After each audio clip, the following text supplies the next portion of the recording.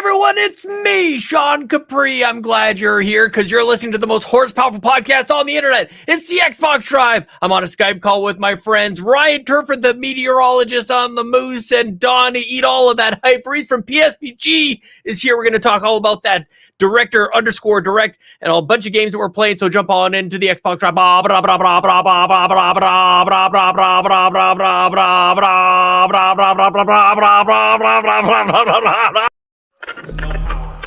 greater than X.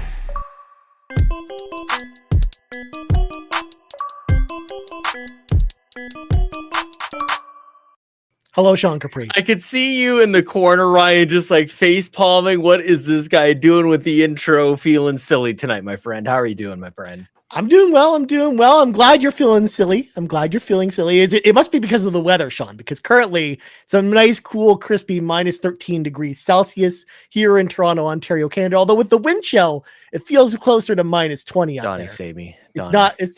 it's very cold. It's very cold did outside. this. Yeah, Which is why I bundled up tonight, Sean. I'm wearing my Xbox, Snuggie, because of course I am, because it's cold. going. It's cold outside. Also, hi, Donnie. Hello, Baw. What's up, guys? Welcome on in. Of course, Donnie joining us from the old PSVG here in the house tonight to talk Xbox. I'm very excited you're here, Donnie. Yeah, for the Empire.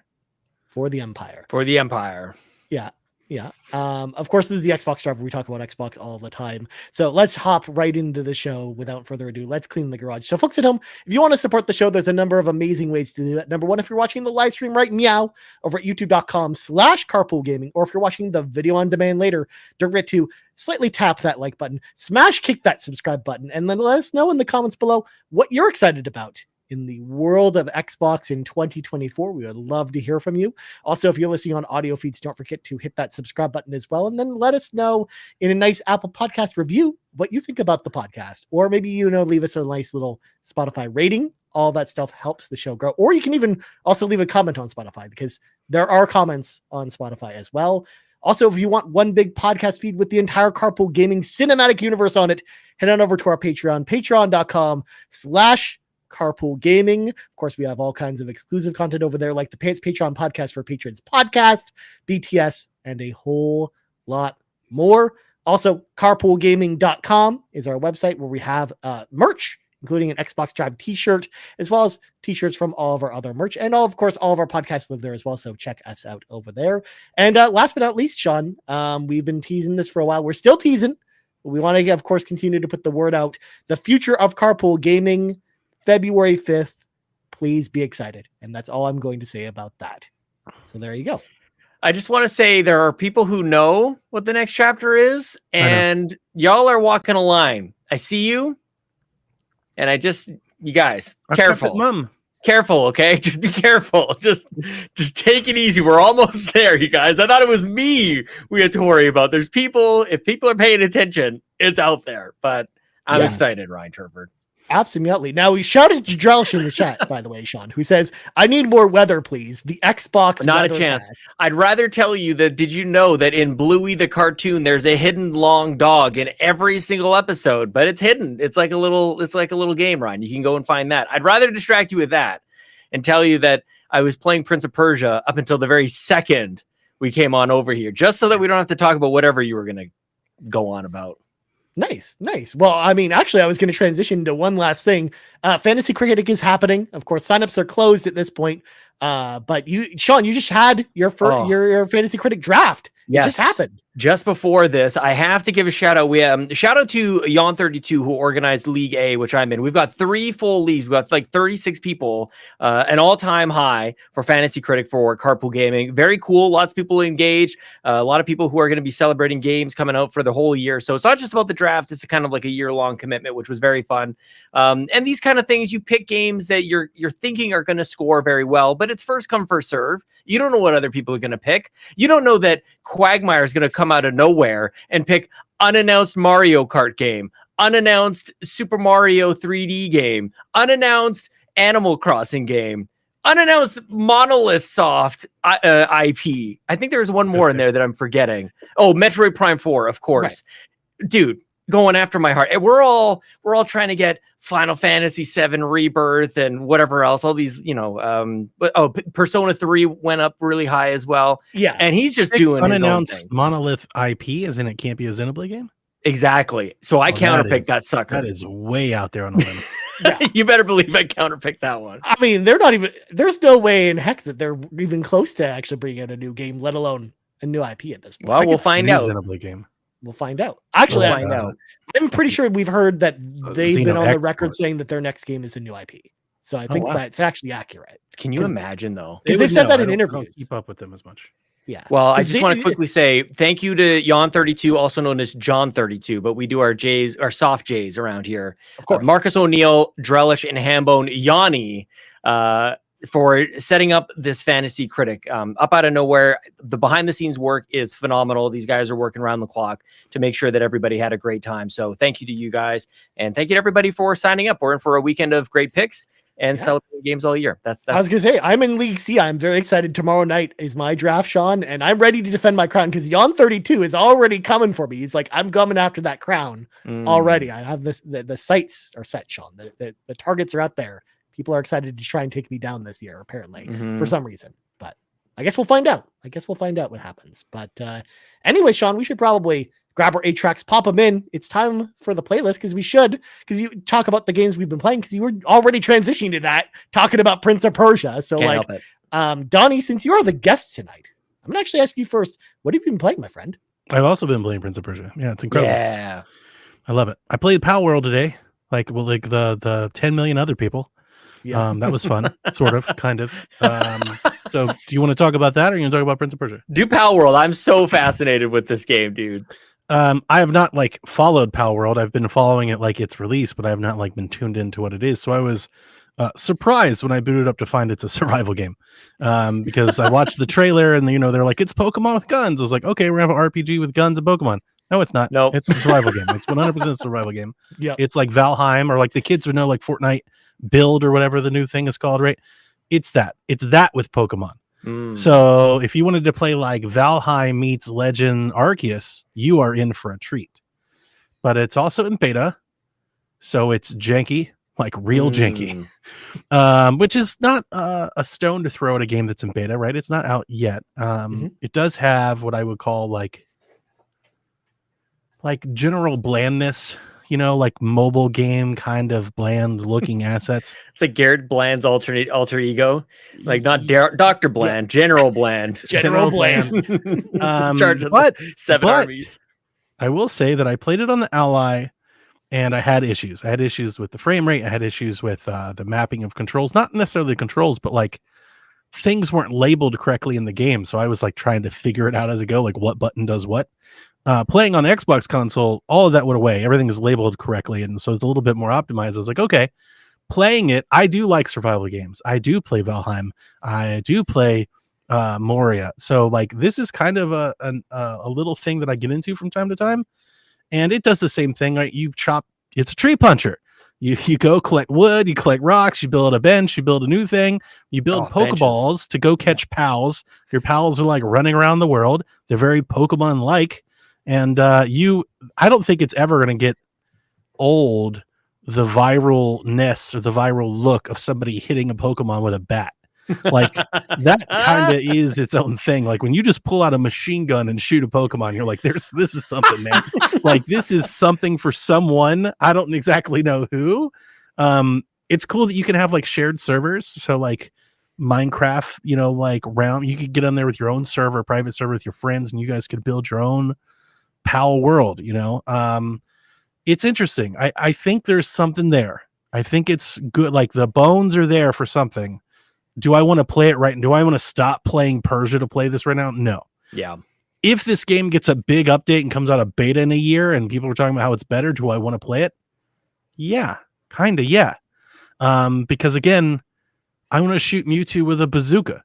I'm assuming on PC we will get mods for like actual Pokemon support. I'm surprised it hasn't happened already. Exactly. And like I do like a good survival game from now and then. Like you build a fort, you build your house, right? You go out and create your own things. Like it's a fun loop. I enjoy it. I see why there's so much enthusiasm behind its launch. Is it going to keep that enthusiasm? I don't think so, because like I said, I don't think it's ready for prime time. Yeah. Okay. I'm glad you jumped into it, man. I feel like you're sort of like on the fringes here. It does seem. Is it multiplayer? Is that the intention here? Is for you to You can play it jump, solo. like for You you can to play by really yourself if you want to. That's you. Yeah, like you'll Yeah. get enjoyment out of I that. played Valheim by myself, and most people play it with people, and I was like, absolutely not. I did say That's kind of where I'm at. Yeah, like you it's interesting because I think I'm a little bit more of the multiplayer kind of person, but I think you're actually better suited for a game like this. You've got the tree punching thing down, and I want to love a game. Like, I don't know if this is a good comparison, but I want to love and play a ton of something like Grounded, but I just haven't, like there's I get it, but it's just not I got something crazy that I end into up playing. Grounded too for like 3 weeks. It So was that's cool. That's my problem with those games, is that I find them addictive, that progression loop. Yep. And I get so invested and like roped into them, and it's all I do until I'm done with it. And like I almost have to choose times to play them. Like I have to find a window where I have 100 hours to give to Valheim, or 50 straight hours to give to Moria. So I kind of I stay away from them when I'm playing other things. And I got in, I checked it out kind of for the pod, and then I was like, okay, it's time to go back to Persia. We'll see this another day. Nice.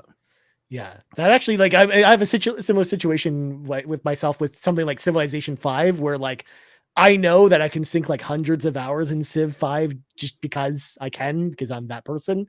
So I have to like very much be choosy about like, okay, when am I actually going to play Civilization? Because it's like crack cocaine for me. Yeah, you have to schedule it in like a window where you have nothing else to do.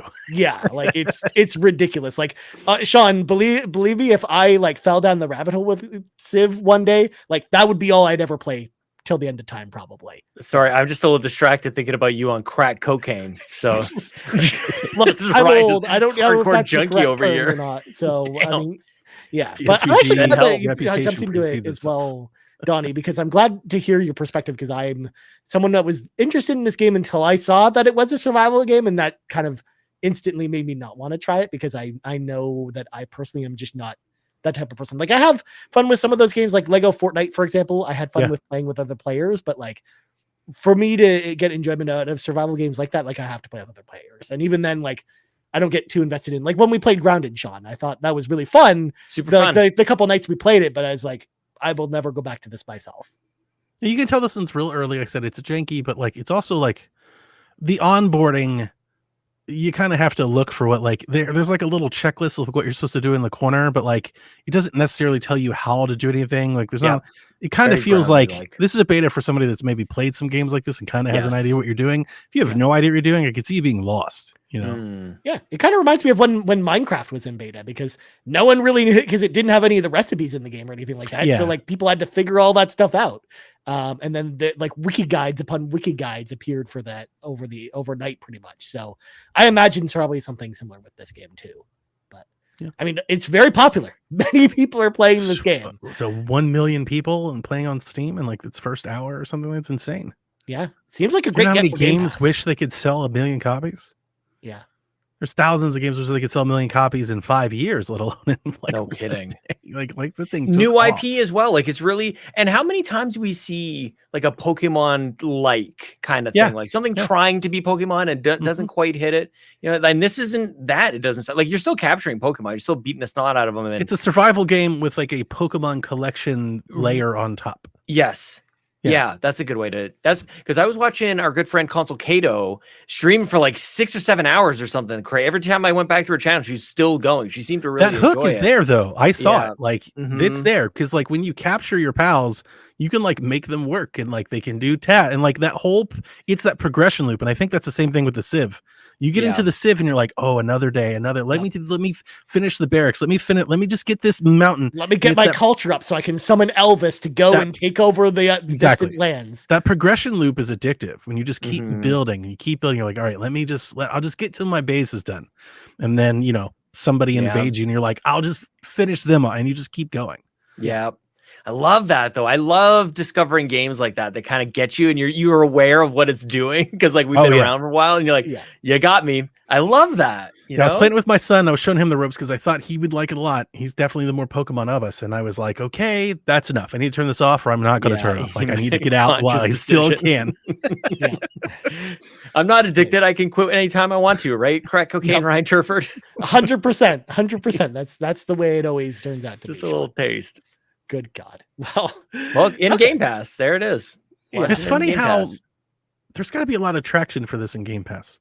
I would love to know estimates of this game versus other games in Game Pass, because like this is a game that was marketed, but not like overly marketed, not super big. A lot of people didn't even know it was coming out. Agreed. Like until this week. Yeah. And based on how it's doing on Steam, one would only like by the associative property only have to assume that it might be outperforming a lot of games on Game Pass. You know, and it's like, wow, like, I think what a thing. Benji was on there talking about how it instantly launched up into the top 25 most played games on Game Pass, like within hours. Wow. So you can expect the trajectory there. And we know how they are so analytical and analyzing their performance. Like I kind of would love to be a fly on the wall hearing like what they think of that.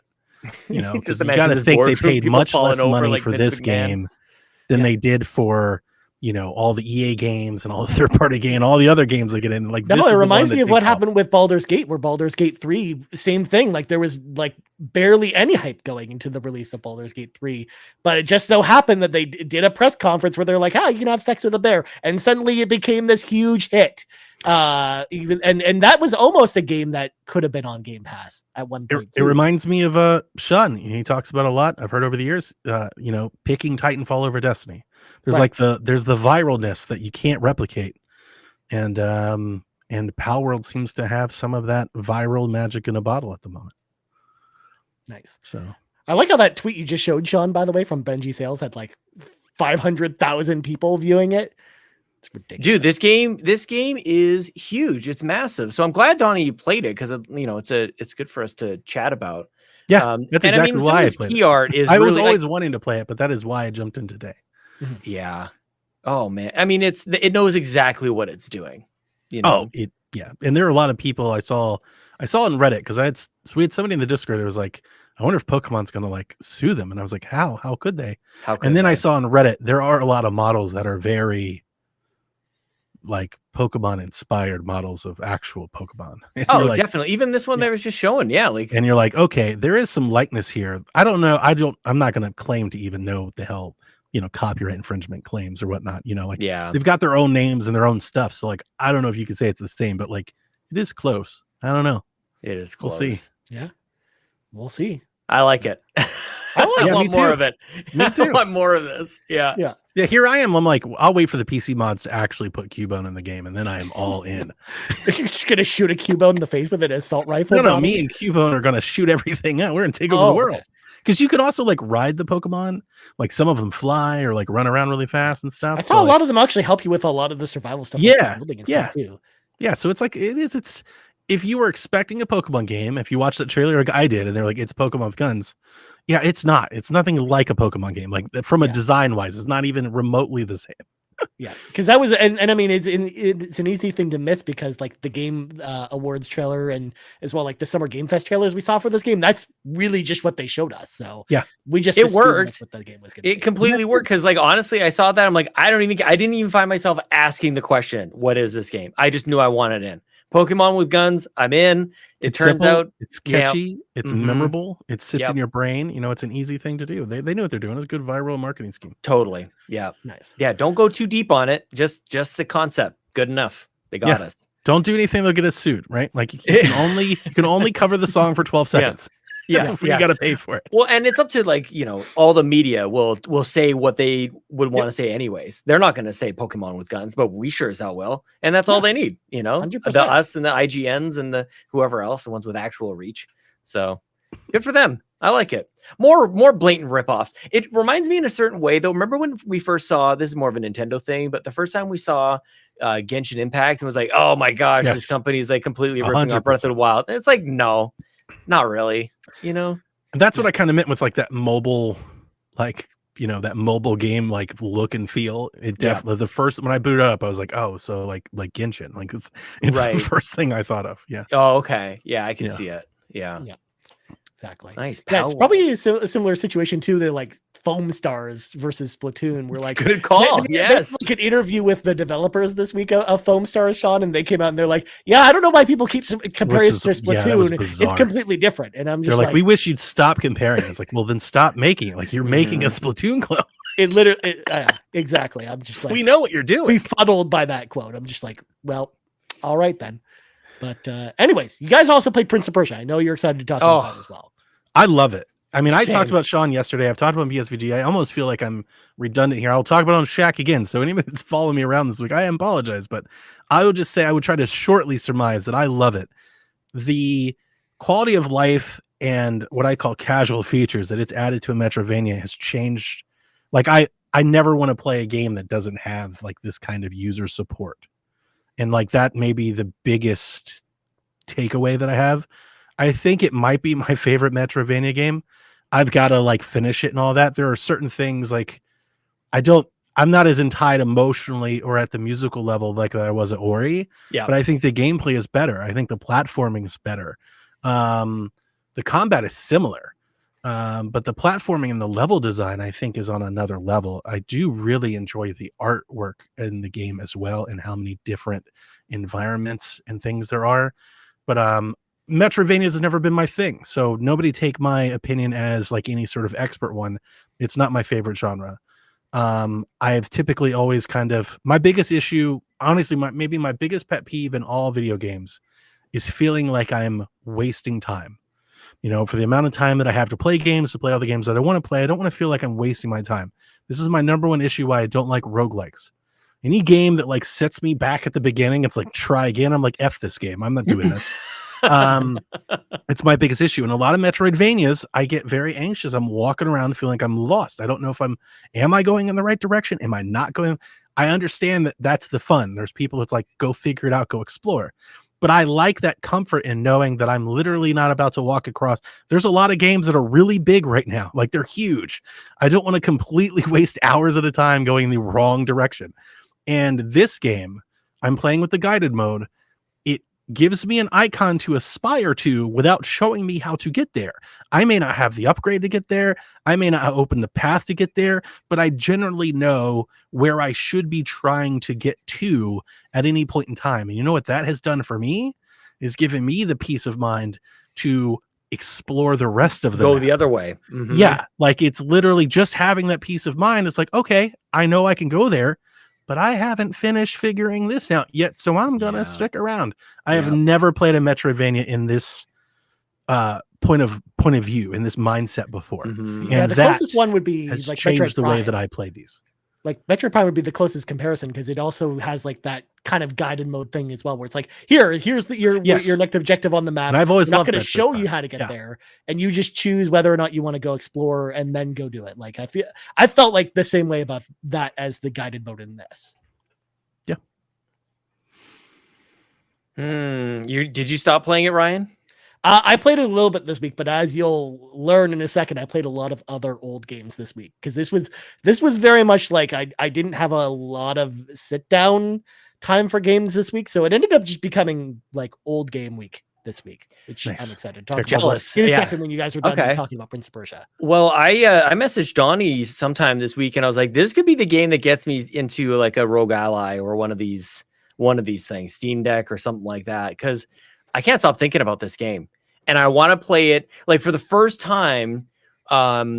This is a game that you can play on consoles and everything else. It's not inherently PC, but I happen to be playing it on PC, but I want to be playing it everywhere. Like I don't always want to be sitting at my desk, and this is the first game where I'm like, I want to play it all the time because I'm taking my time with it. As much as you say this game respects your time by kind of pointing you in the right direction, I'm exactly like you, Donnie. I'm in the back half of the game, but I'm like 25 hours into this thing. Like I am scouring everything. It's a big game. It's like, a big game, much more here big than map. I thought there would be. Dude, like, and you can spend, I think you were talking on PSVG, like if you want to decide like this is the corner of the map I want to clear out, like that's my day. Or if you want to just go like collect a bunch of shards and upgrade your gear, that can be your day. Or if you want to go get those little like jars of sand that you can then go like pull in, that could be your day. If you want to go get to the next big boss, that can be your like. It's so deep and layered, and there's something for you to find that is super fun. The last time I talked about it, I think was on the Nintendo Drive earlier this week, and I had hit a couple of pretty intense platforming areas where it kind of stretched, just like a lot of good Metroidvanias do. It's like you're going to use all the abilities you have to get through this section. You're going to double jump, you're going to dash, you're going to do the little like blippy thing. And that kind of tripped me up for a little bit, but it was definitely by choice. I think it was last night I was playing the section where these like icons on the wall, and you jump in front of it and they turn white, and then a block just like slams into the wall. And if you're in the way, you'll get crushed. But you're going to have to use that timing to kind of like trigger a block to appear so that you can jump on it before it disappears. And you kind of have to volley a couple of those together. And I could have quit. Like I saw what was at the end, which wasn't a gigantic treasure chest or anything. It was just like a Xerxes coin or something. I'm like, I'm here. I'm gonna finish this section off, and it's gonna feel great. And that's what I did. And it's optional, but you can go back and go beat a boss, which I did just before I got onto the podcast, and that felt great. And I've got a new ability, and it just keeps the dopamine is flowing. And as far as I can see, I'm like I said, a little over into the back half of the game. I've cleared about 45% of what is to be seen. So it seems to me that I'm like being pretty thorough, actually. So I guess I'm maybe on pace to finish at about 85%. I'm taking my time, you guys. Like this is going to be a 40-50 hour experience for me, because I just can't bring myself to mainline it at all. And that's kind of like maybe less of a typical Metroidvania experience for me, and more of a Ubisoft experience for me, where I just kind of want to explore. And then eventually I get triggered into just beating the game, moving on to something else. But Ryan, I'm in no rush this year. Yeah. I'm not buying new games as we've heard. Ryan?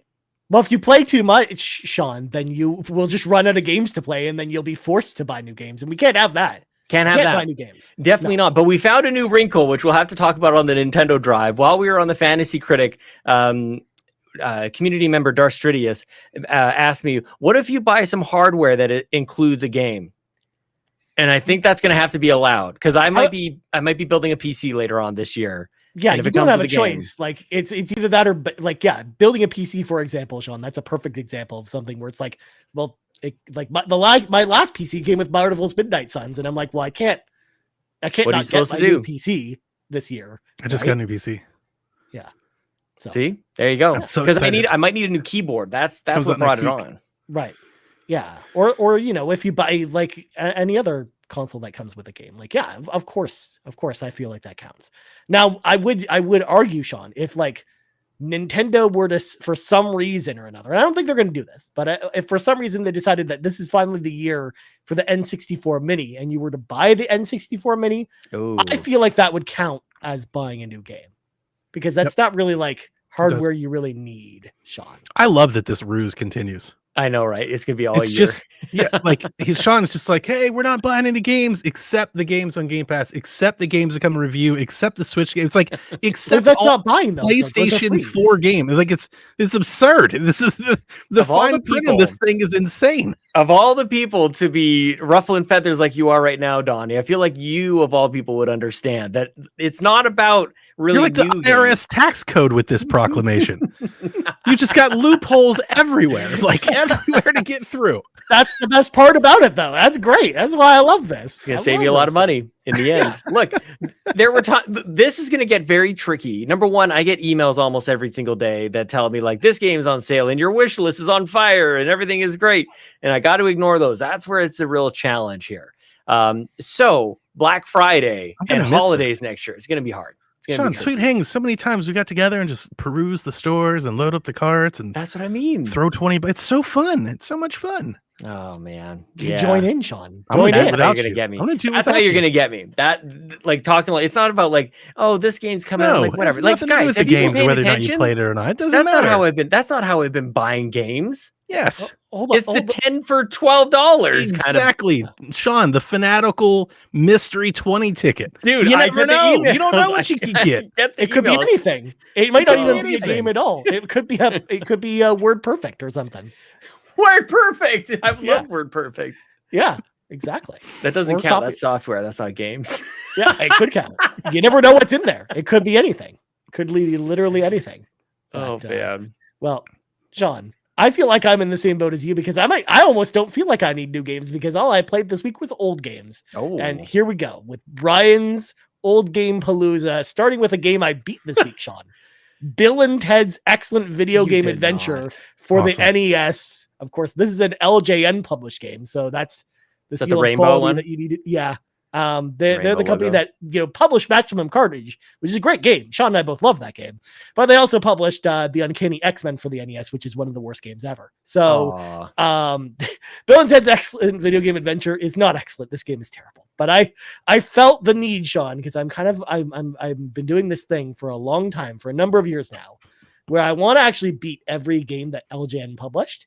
And this is just the next one on the list. Why? Of course, this was on a collection that was said it. that limited run Why? games released. Why is this a thing? Because I like bad games, Donnie. I to do play too, through. but like I've never been like I need to beat everything this publisher made. Yeah, I'm kind of that. I'm just that person though. But this is just very silly because you're jumping into bushes trying to get CDs that you can give to Julius Caesar because I guess he likes CDs.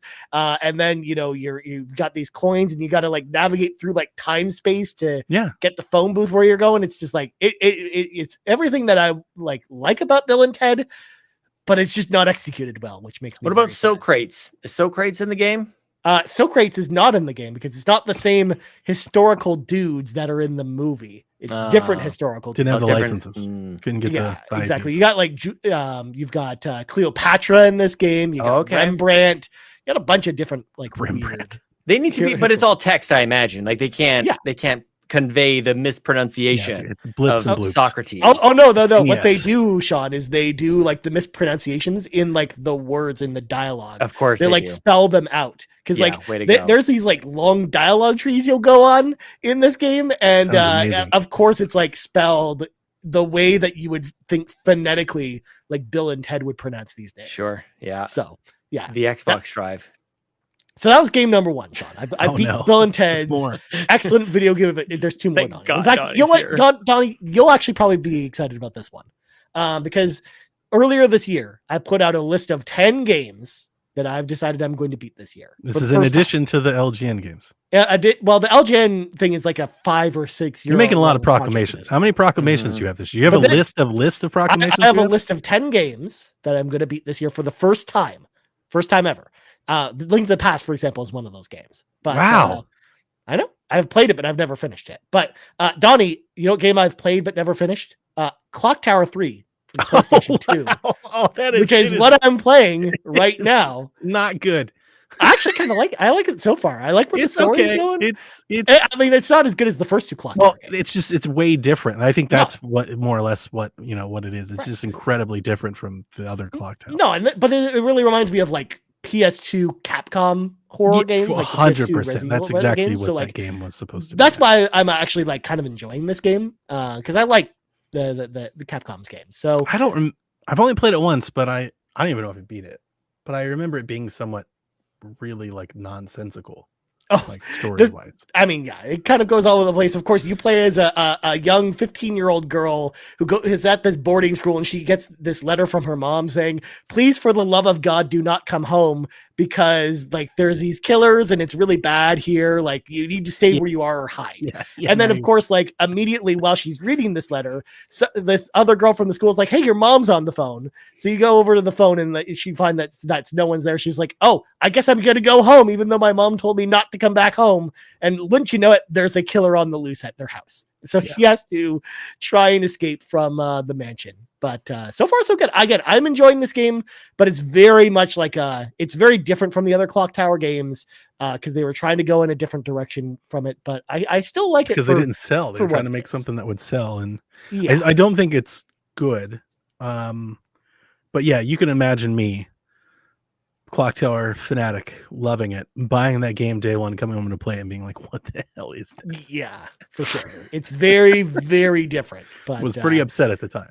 Yeah, for sure. Again, if you can separate yourself from it, I think it's definitely more enjoyable, but it's still like not one of the best PS2 horror games or anything like that. But other game, of course, last game on my list is also a licensed game, but actually a good licensed game. I've been playing The Lord of the Rings, The Return of the King. Yeah, I love that game. I love this game. This game is still awesome in 2024 because you play as the Fellowship, and they go on different adventures. Like you play as Gandalf in his own set of levels, and then you've got Frodo and Sam on their own quest, and then you've got Aragorn, Gimli, and Legolas doing their own thing. And you're you can mix and match whose stories you want to play through, and it follows, of course, the events of Return of the King. And this game is super fun. It's like a beat 'em up video game. I miss these. I think of these often whenever anybody brings up like the license. What I think of people talk about old bad license games are the ones that are specifically like recreations of like the movies. Yeah. Right. Like before Lego got going. And this is the one that I always come to when people bring this up, as like, these were great. Yeah. If you're a Lord of the Rings fan, this was a great way to like relive that. It was awesome. I loved them. Yeah. Between this and the Two Towers, which is also a great game. Like, they're both awesome. Like I wish that these are some games, like a lot of the EA Lord of the Rings games. Like I wish a lot of them would get re-releases between this and then Battle for Middle Earth 2. Like I think those games are great. Like I want a new or a recreation or a remaster. I want a Battle of Middle Earth game on PC back in the worst way. Talk about being addicted and being lost in a game. That would do it for me. Yeah, like I might just be like, well, I'll see you guys. I might pull a Sean. I'll see you guys next year. I'll catch up some games. I'm going to take off from the pod for a while. I have to go claim Middle Earth again. Honestly, Donnie, I was so desperate to play that game. I've been playing the Xbox 360 version like last year, which is not nearly as good. I never played the I'm console. just like, well, I want to play this game somehow, and you can't get the PC version anymore. So you can, but you have to like break some keys, and like there are ways, but like it's not good. They are trying to. Have you seen the remaster project? I have, yeah. There's a fan remaster project I was hoping to kind of get in whenever they release, but I don't know if it's going to make it or not. Yeah. So even though I'm playing this game on PlayStation 2, it's also on the original Xbox, which I think is probably the best place That's to where play I played it. Actually, yeah. Yeah, this game's great. And of course, still great all these years later. Also, I can't see in the chat asking about Friday the 13th. I can't see I have actually beaten Friday the 13th. I beat it a couple of years ago. And I don't hate that game. I think it's way better than Bill and Ted, for example. Like that's night and day difference. But there you go. Those are the old games I played this week, and none of them were on Xbox. I also played a little Prince of Persia, but it's just one of those things where it's like I'm in the process of moving, and I've been going to look for apartments, and I'm doing this new training and I work, and it just hasn't left a lot of time for games. So playing older games just was easier this week to kind of have like good like pick up and play experiences. So that's kind of why I just spent a lot of this week playing old games instead of Prince of Persia this week. So there you go. Nice. But anyways, let's slide into cruise control because we're like 40 minutes into the show. We haven't even started talking about our topic this week. Of course, the Xbox Developer Direct happened yesterday on Thursday, and we are going to talk all about it. We're going to talk about, of course, the 5 games that they showed off, and then, of course, we're going to talk about whether or not if this is shaping up to be a good year for Xbox. And of course, we have a ton of questions about this. So, huge thank you to everyone who wrote in your questions this evening for us about the Developer Direct. We will definitely get through all those. So, I was thinking we'll just tackle each game kind of one at a time, and then we'll kind of do the overall. So, we'll start with Avowed, the first game they showed. Fall 2024 is when this game's coming out. So, Sean, I already lost my first prediction that we did during our prediction show because I gave like the exact date for Avowed, and it's not coming out that date. It's not. So. You were so sure you could picture it. You could visualize it, Ryan. It's because honestly, I thought that game was closer than it actually was. And even when we were watching the presentation for Avowed, like it seemed like that game was pretty far along too. Like from what we saw today, other than the fact that we didn't see the HUD or like certain other elements, like I'm excited for this game. I was already excited for it before. I'm even more excited with what they showed. Like the combat looks super fun. Like I love kind of the dual wielding wands. I thought that was super cool. Like I know Garrett and I have talked about this game a lot on RPG Cave. I know him and I are both very excited for Avowed, but I want to know what you guys thought about Avowed, starting with Donnie, because I know when you guys talked about it yesterday after the show, I know you had some interesting things to say about this. Yeah, I would just say I wasn't moved either way. I don't think my mind has kind of changed on it. I'm still kind of, I mean, I'm going to play it. It's coming to Game Pass, right? I played Pal World. I'm going to play Avowed. Yeah. I'm sure it'll be good. It's being made by Obsidian. They make good games. I don't play a lot of their games. It looks like Skyrim, right? There is something about it that I just don't think has connected with me yet. And I don't even know the best way to describe it outside of, I really want to watch somebody just play the game. It's like we just keep getting little clips and segments of pieces of gameplay, like just motions. Like we get to see an attack and we get to see a dialogue. And it's like, I want to see what happens when you do this attack. And then like, where do you go? How are you getting there? What's that like? Is there fast travel? Is there an overworld? Like, how big is this world? What's defined in this world? Like, I need the gist of the game. So far, what I've seen is like you can hold a gun or a wand or a sword, and you can have like really long conversations with NPCs that like stare off in a direction and respond to you. Those aren't like, especially that Skyrim Fallout dialogue thing. That is definitely not my thing. That might be my least favorite part about these games. It's what I always think about like BioWare, but like the combat is good. I like Skyrim, so I don't want it to sound negative. I'm not negative on it. I just I need to know how these pieces fit together, I guess, more or less is what I'm asking for. It's like if Grounded was like, you can craft an axe and then like that's what an ant looks like, and we'll see you when the game comes out. It's like, whoa.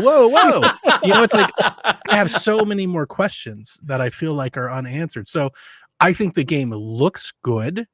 I rewatched the entire thing today in 4K on my TV versus watching it through Melon, and is greatly improved in that fashion. I mean, the game is really pretty. So yeah, I'm on board. The dialogue, I don't know about you guys. I mean, you guys, especially Ryan, you play more RPGs than I do. Mm-hmm. The dialogue that they did literally nothing for me. That was maybe a deterrent for me almost. I was like, okay, they did kind of just pick like a random section of dialogue. Like it wasn't like it was mostly just to highlight like the fact that choices were a thing rather than it being like compelling dialogue. It's almost like I need to know what's the motivation. I think that might be the best way to surmise it. Like with Skyrim, it's like, dude, there's dragons, it's Elder Scroll. Like I was going into that with a little something. I feel like I'm going into this completely blank, and I'm just like looking for like, what's our direction? What's our quest? Like, what's our hero? Like, what is it? What are we doing here in Avowed? What's going on? And maybe we get that more at the summer showcase, because obviously, this is coming out in the fall, so we're going to see it again kind of between now and release. So I would imagine we get like this is where they kind of do like the deep dive on the game, and then maybe at the summer showcase we get like the story cinematic story trailer like that. Yeah, I think that's exactly what I'm wanting. I'm wanting something like that. Nice. Sean, what about you? I know you were down on Avowed before, but did this change your mind at all? I was down, but now I'm up. I come at this. What I love about having Donnie on the show is I can't argue with anything that you said. Like everything that you said is completely accurate. But for whatever reason, I came into the direct being pretty down, but with room to be dazzled and to be wowed. And for whatever reason, I think maybe it seemed to mainly hinge on the visuals for me, where there's a couple sections that reappeared here where it was very Avatar, the movie-esque, very glowy flora and fauna and stuff like that didn't wow me before. And for whatever reason, there's a couple snapshots here of the environments and the overall gameplay that I thought looked really clean and crisp and kind of what I want from Obsidian with the Series X and or powerful PC. So visually and for presentation-wise, it kind of won me over pretty quickly. And I like the sort of mix up of gameplay that they introduced right at the beginning as well, with the spells and the melee weapons or guns, etc., or just other sort of projectile kind of things. And I thought that was really cool. But Donnie is right. I still walk away from this not knowing the premise of Avowed. And it does seem to, maybe this is kind of like what we were talking about with Pal World, where it's like, oh, Pal World is Pokemon with guns, and this is Skyrim, but 35 hours, or I don't know what the short pitch is, but it's another sort of kind of Skyrim, I guess, is kind of what they're banking on. And personally, like I can be really won over by a good premise. This is kind of like become my thing. It's why I like Xenoblade so much. Like it overtakes anything about gameplay to me. So I still need to be sold on that. And it's even to the point where I miss things I think Donnie, you and I were chatting after the stream where, the combat does show that these enemies aren't really like flanking you or anything. Like these are your words, I think, Donnie. Like it's not like it's not like a first person shooter kind of experience, and it's an They RPG look and like it's not they meant to kinda be. were taking turns almost in combat. Like you engage one and like the other ones kind of stay off on the side a little bit. There didn't appear to be much movement or like much when I think like Skyrim, like kind of chaos, and maybe Yeah. that was just how they segmented it, and Mhm. they were really short clips. And what I also said about this, like we saw the scenery, but they don't show anything in the scenery. Like Yeah. it's a lot of blank scenery. It's like Yeah. backdrops, That's and literally they're what we're looking at right now. gorgeous. Yeah. But Beautiful. it's like, what's there? Like, what is going? Are there people around? Like, what's out there? What's going on? And I Mhm. mean, I just think they're probably holding it back. I guess. Your flora and fauna stuff and all of the bright color, like it reminds me of Xenoblade. I'm Yeah. thinking of like a 3D, realized open world of like Xenoblade, or for me, Chronicles X had an entire like section just like this, and that's like that was the first thing that came to my mind. Yeah. But yeah, we'll see. The I interesting guess. thing here, like we're now in a post Baldur's Gate 3 world, and now this is the second Bethesda-esque style first person RPG. Like we've got Starfield, now we've got this, and will Beautiful this water physics. land better? Like I don't know, but I think it's interesting now. Like the Western RPG game has been leveled up, so to speak, with Baldur's Gate. So is there room for this? I hope so. I'm definitely interested. This is coming to Game Pass. I'm very stoked, actually, and I wasn't before, so that's a big win. There's some of these monster designs that kind of remind me of Breath of the Wild, actually, like kind of Bokoblin-esque. But I want to know, like, to your point, like, what are we doing in here? What's the conflict? Who's the big bad? What's our journey? Whose dad are we going to go find? That kind of thing, Ryan Turford. But this key art that's showing up right now has the internet just So like good. popping off. It's we need so a dashboard theme for this yesterday. Yeah. Like right now. Yeah. No, that key art looks amazing. Oh, but, fall. And fall 2024, Ryan. For sure. So yeah, I mean, and again, it's still a little far away, so farther away, which is why I'm like pretty confident we'll definitely get like all those questions that you guys have about the story and stuff answered before then, which I think is gonna just do a good service to that game, because that's around the time when you want to get people hyped for this game. So I think Avowed's gonna. Unless something weird happens where if they don't include maps or something, I feel like it's going to turn the corner. It's going to be a pretty good game this fall. So I'm excited to check it out as well on Game Pass fall 2024. But next up, a game we actually got a release date for. In fact, the only game we got an actual factual release date for in this entire presentation, Hellblade 2, Senua's Saga. We saw a little bit more of it. They talked about the story a little bit, but it was mostly shots of Senua walking, and then some of the combat, but we're not really seeing what's different about the combat, because they did mention during this that the combat is going to be completely different from the first game, but we don't know how that's going to work yet or anything like that. Like this one, believe it or not, was actually like, I actually had more questions than answers about Hellblade 2 after this developer direct, where I actually feel like similarly to how y'all feel about Avowed, but with Hellblade, where I'm like, I'm just not feeling the excitement for this game yet, because I feel like I want to know more about what's happening with this game. Although they came out after the show and told us that that the game is going to be similar in length to the first Hellblade, which was a game you could beat in about 6 to 8 hours for your first playthrough. So maybe careful what I have to be careful what I wish for when I say that I want to learn more, because obviously I might learn too much and it might ruin the 8-hour experience that they have for us on May 20 in May. So I loved the first Hellblade. I do want to learn more. And I'm definitely excited to play it, but what about you guys? Sean, Donnie, what do you think? I think Donnie and I are maybe on the same page here, at least as far as excitement goes. It looks great.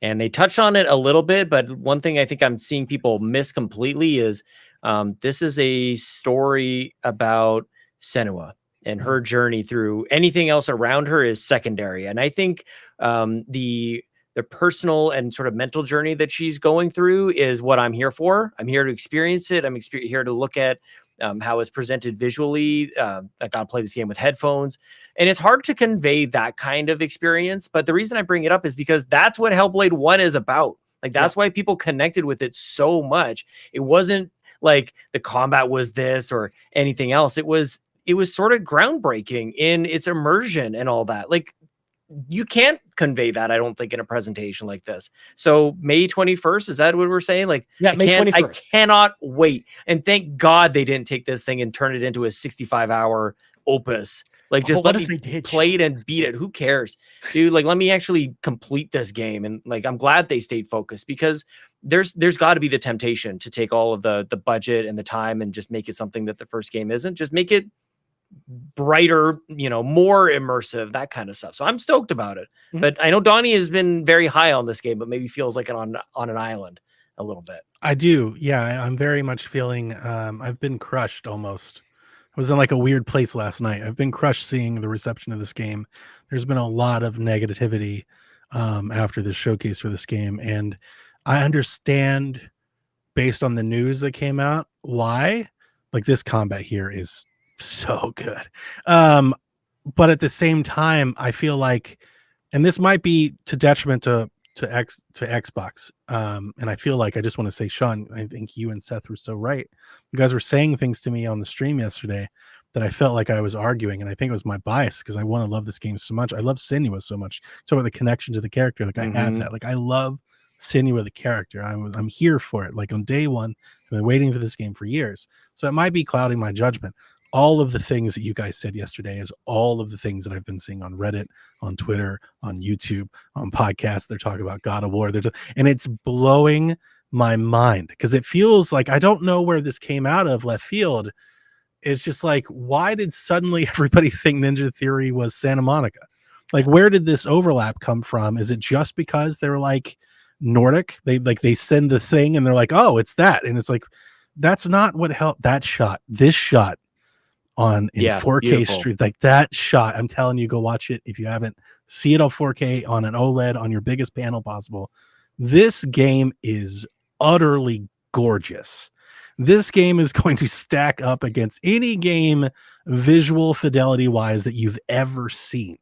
And there are so many comments about, like, I can't believe Xbox announced their new console with a game that's 8 hours, with this indie game, with this digital game, with this $50 game. And it's like, this game, more than any other game that they've released or have on the docket, is going to showcase graphically what this console can do in a way that nothing else can. That's why they showed this game. That's why they put their faith in them. And it's just been a bummer. I will admit, it's just been kind of crushing to see how it feels like things have turned on this game. And I always knew it was a niche game. For as popular as it was, it never like really sold like a ton, and it's never been like a popular thing. But at the time when it released, again, I'm not sure where the goalpost got moved. When it was released the first time, when the first game released, it was like this indie project from a known studio, but a small studio that showed how they can compete on the grandest stage with the biggest developers in the world. And I think that's why people rally behind it. And I guess just Microsoft buying that, they thought that went away, and suddenly they became a studio 10 times their size and made a game 10 times as big as they did. Like, everything that they announced for this game is like exactly the same. It was a budget title when it first released. It was a short game when it first released. It was amazing to look at when it first released. It was all about the narrative and the journey. And they're not going to tell you a lot of that, Ryan, because that's the game. Like, that's the part. Like, they're not going to give you a lot of that. I think the next time we see this game, they'll talk about the combat and the mechanics, and that's it. They don't want to give you any of that story at all. That's the whole point. You're only going to be playing for 8 hours. Like, they want you to discover that for yourself. Yeah. I was surprised to see the story that we did get. Senua's over her first battle from the first game. She's returning to her homeland, Iceland, and they're being enslaved by Vikings, and she's going off to like liberate her people in these tribes. And I'm like, that's a story. I'm in. I'm so in. Yeah. And I can't wait to see how they blend this mythology with this horror, backdrop. And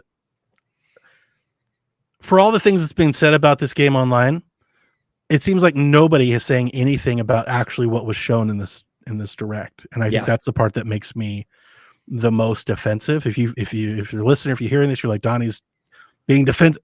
I absolutely am. because everybody's whining about everything else. And nobody is mentioning that this game looked incredible. I told you that shot.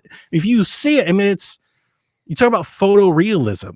You know, it looks so good, and nobody cares. And I feel like maybe we're walking down a path where this is like Xbox's Order 1886. Oh, I didn't God, want to don't say say it. that. I Don't didn't even say want to it. say it. I knew you were kind of circling around, and it's It like, just feels like it. It feels like that's it. And it's like, it feels like so many people have already wrote the But book. haven't we learned from that one though? Didn't like people kind of come around on like, I oh, that hope so, actually because is a I good love that game. I was gonna say, like, go play that game. I hope now. so, because I love that game. I was gonna say that game now is still awesome. And also, people's concern with that was that it was a $60 game, and this one isn't a full price game. And So, it doesn't matter. It's Game Pass. I And mean, it doesn't matter. It's digital because it's a Game Pass. Like, I No. agree. it's blowing The my people. digital Like, only. it deserves a physical release. It's like, have you seen the Have you physical bought one? charts? Nobody's buying any I'm with you. Xbox I'm games totally physical. with It's you. not happening. I mean, I'm we with already you. seen the reports of Best Buy pulling Xbox games. Like, it doesn't make any sense. It's like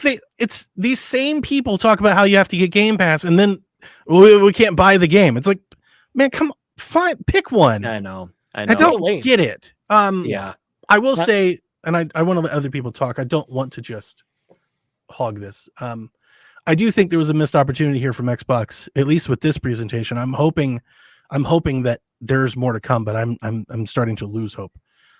I don't care that I can't buy the game, but I want to buy something. Yeah. I'm upset that there's not a console sleeve, a controller, a statue. Yes. I want to give them so much money for something. I've Mhm. always wanted something Hellblade to go on my shelves. I've gone as far as trying to find somebody to make me one. Go to Etsy. Like I'm down for anything Hellblade related that I can put into my collection. And I was kind of bummed, especially as the guy, if you guys aren't noticing, the studio head, as he's talking, there's like a sinuous statue on the coffee table. And I'm like, just sell that. Do anything. I do You buy think a toaster, Donnie. Do you yeah. need a toaster? You could buy a toaster. God, Sean, Make some toast. that connection that you talk about, I think I don't know, I would go as diehard Hellblade fans, Senua fans. That connection is real, and I want to support it, and I want to buy something stupid for it. Well, I want a Hellblade Stupid Edition, and they didn't give me that. I bring up the toaster as a total joke. I think that's kind of my point, just how like misdirected and misguided and lost sometimes Xbox can come across. Where it's like you can get a toaster, but you can't get a stupid edition for this game that people have been buying the console for. Like, this isn't something that we need to imagine would work or be a big deal. This is how you do it. This is how it's done. You give me a Series X or Series S, like a nice black Series S. I'd buy a new console. If there was a Hellblade console, I'd buy a console. Many and I already people have would. one. I'd buy another one. It's especially because they've only done one, and it was the Halo one, which was super rare, and it was sold out very quickly, and they never made another one. I want the console sleeve. I want the Elite controller. I want the statue. I want everything. I want the controller game down. The soundtrack. I want the vinyl. I want it all. All they got to do is look at what they did with Starfield and then do all those things with it. Because Starfield had the stupid edition, it had the console sleeves, it had the controllers, it had the headset, it had everything. Like that's kind of what this game needs in a lot of ways. Because Sean, you brought up a good point when talking about this game, because I feel like maybe the marketing's just been the problem, or maybe it's just impossible to market a game like this well, and get people into it. Because that's very kind of you to say. There's no way it's impossible to. Well, I say impossible. I mean, it's very difficult. Okay, that's what I mean by that. Because I think that plays into a little bit of why I'm not so super hyped about this game. Because to Donnie's point, I also loved the first game, and I also loved Senua as a character. Like, I bought this game day one because I was, interested in it, but I was not over the moon with it, going into it. But then I loved it coming out of it. Like, I went back and played it immediately again just so I could get the platinum trophy, because I love that game. This shot, it's so good. Yeah, I feel like it's hard to get normal, just the average person excited about a game like this until they I've get heard their for hands on years. I'm sorry to interrupt you. I've heard for years from detractors of the console, even my friends or people on podcasts, talk about how they'd get Xbox if Xbox made the type of games that they like. And generally speaking, they're talking about third-person narrative adventure games. And it's not been Xbox's foray. They haven't really done it. And since they bought Ninja Theory, I've been like, for long Empire days, I was like, this is the one.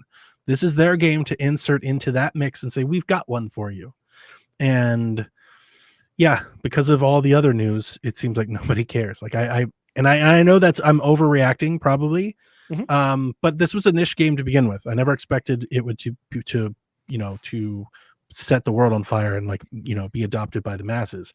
I did, however, I think definitely now, incorrectly think this is a game that might win over people to Game Pass. And I'm afraid that the conversation that this game took absolutely will not. I was completely wrong.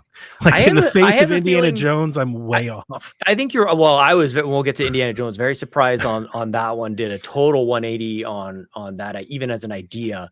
But I think I can foresee, in my mind's eye, the future holds for us like a similar story for Alan Wake as this game, where people get their hands on this and they're going to go, you guys, that's its only hope. Something else. Like if it lands and it's just amazing, that's the only thing that I think can do it. Because what I've seen in 24 hours has been just, I mean, people. It's just more of the usual, and we're gonna do our best as we can in 2024. It's just getting worse and worse out there, So however we can, just celebrate the game. And I want to be clear. I'm not talking about just like angry Twitter users. I'm talking about like outlets, like journalists, like influencers, talking heads, people with influence, and almost all of them are like, "This is terrible. You shouldn't support it. You shouldn't do this. We should demand." But it's easy to fall into that. That's why, because like most don't put thought into it. You actually do put thought into it. And how about the game though? Did you see the game? You don't want to play that at all? That's what I'm saying. Like you did a good job, especially after our stream, where it's just like I even found myself going, like, what am I even talking about? Like, let's get back to the game. And I've said that in the past, and I get upset with others. So I was glad for you to kind of hold the mirror up to me a little bit and go, like, what is this game? Like, what is it? And that's like, we should always be looking at the games that through that lens from here on out. And maybe part of it is the presentation. I'm not sure. Maybe part of it is some of the news that comes out. I'm not entirely sure, but like, dude, this game looks special. So give it to me. And we have a release date. Isn't that what we wanted? Like we're all, I can't believe there's no release date. It's coming soon. It's coming soon. It's the next big one. And like, it's up on the roadmap. This isn't coming in November. It's coming in May. Yeah. And it feels, it looks like 10 times better than the first one did, and the first one looks great. Yeah, it looks really good. Gives people just enough time to play the first one, by the way. Which is on Game Pass. I think it was on Steam for like $2 or something. Yeah, like $1.99 you can get Hellblade.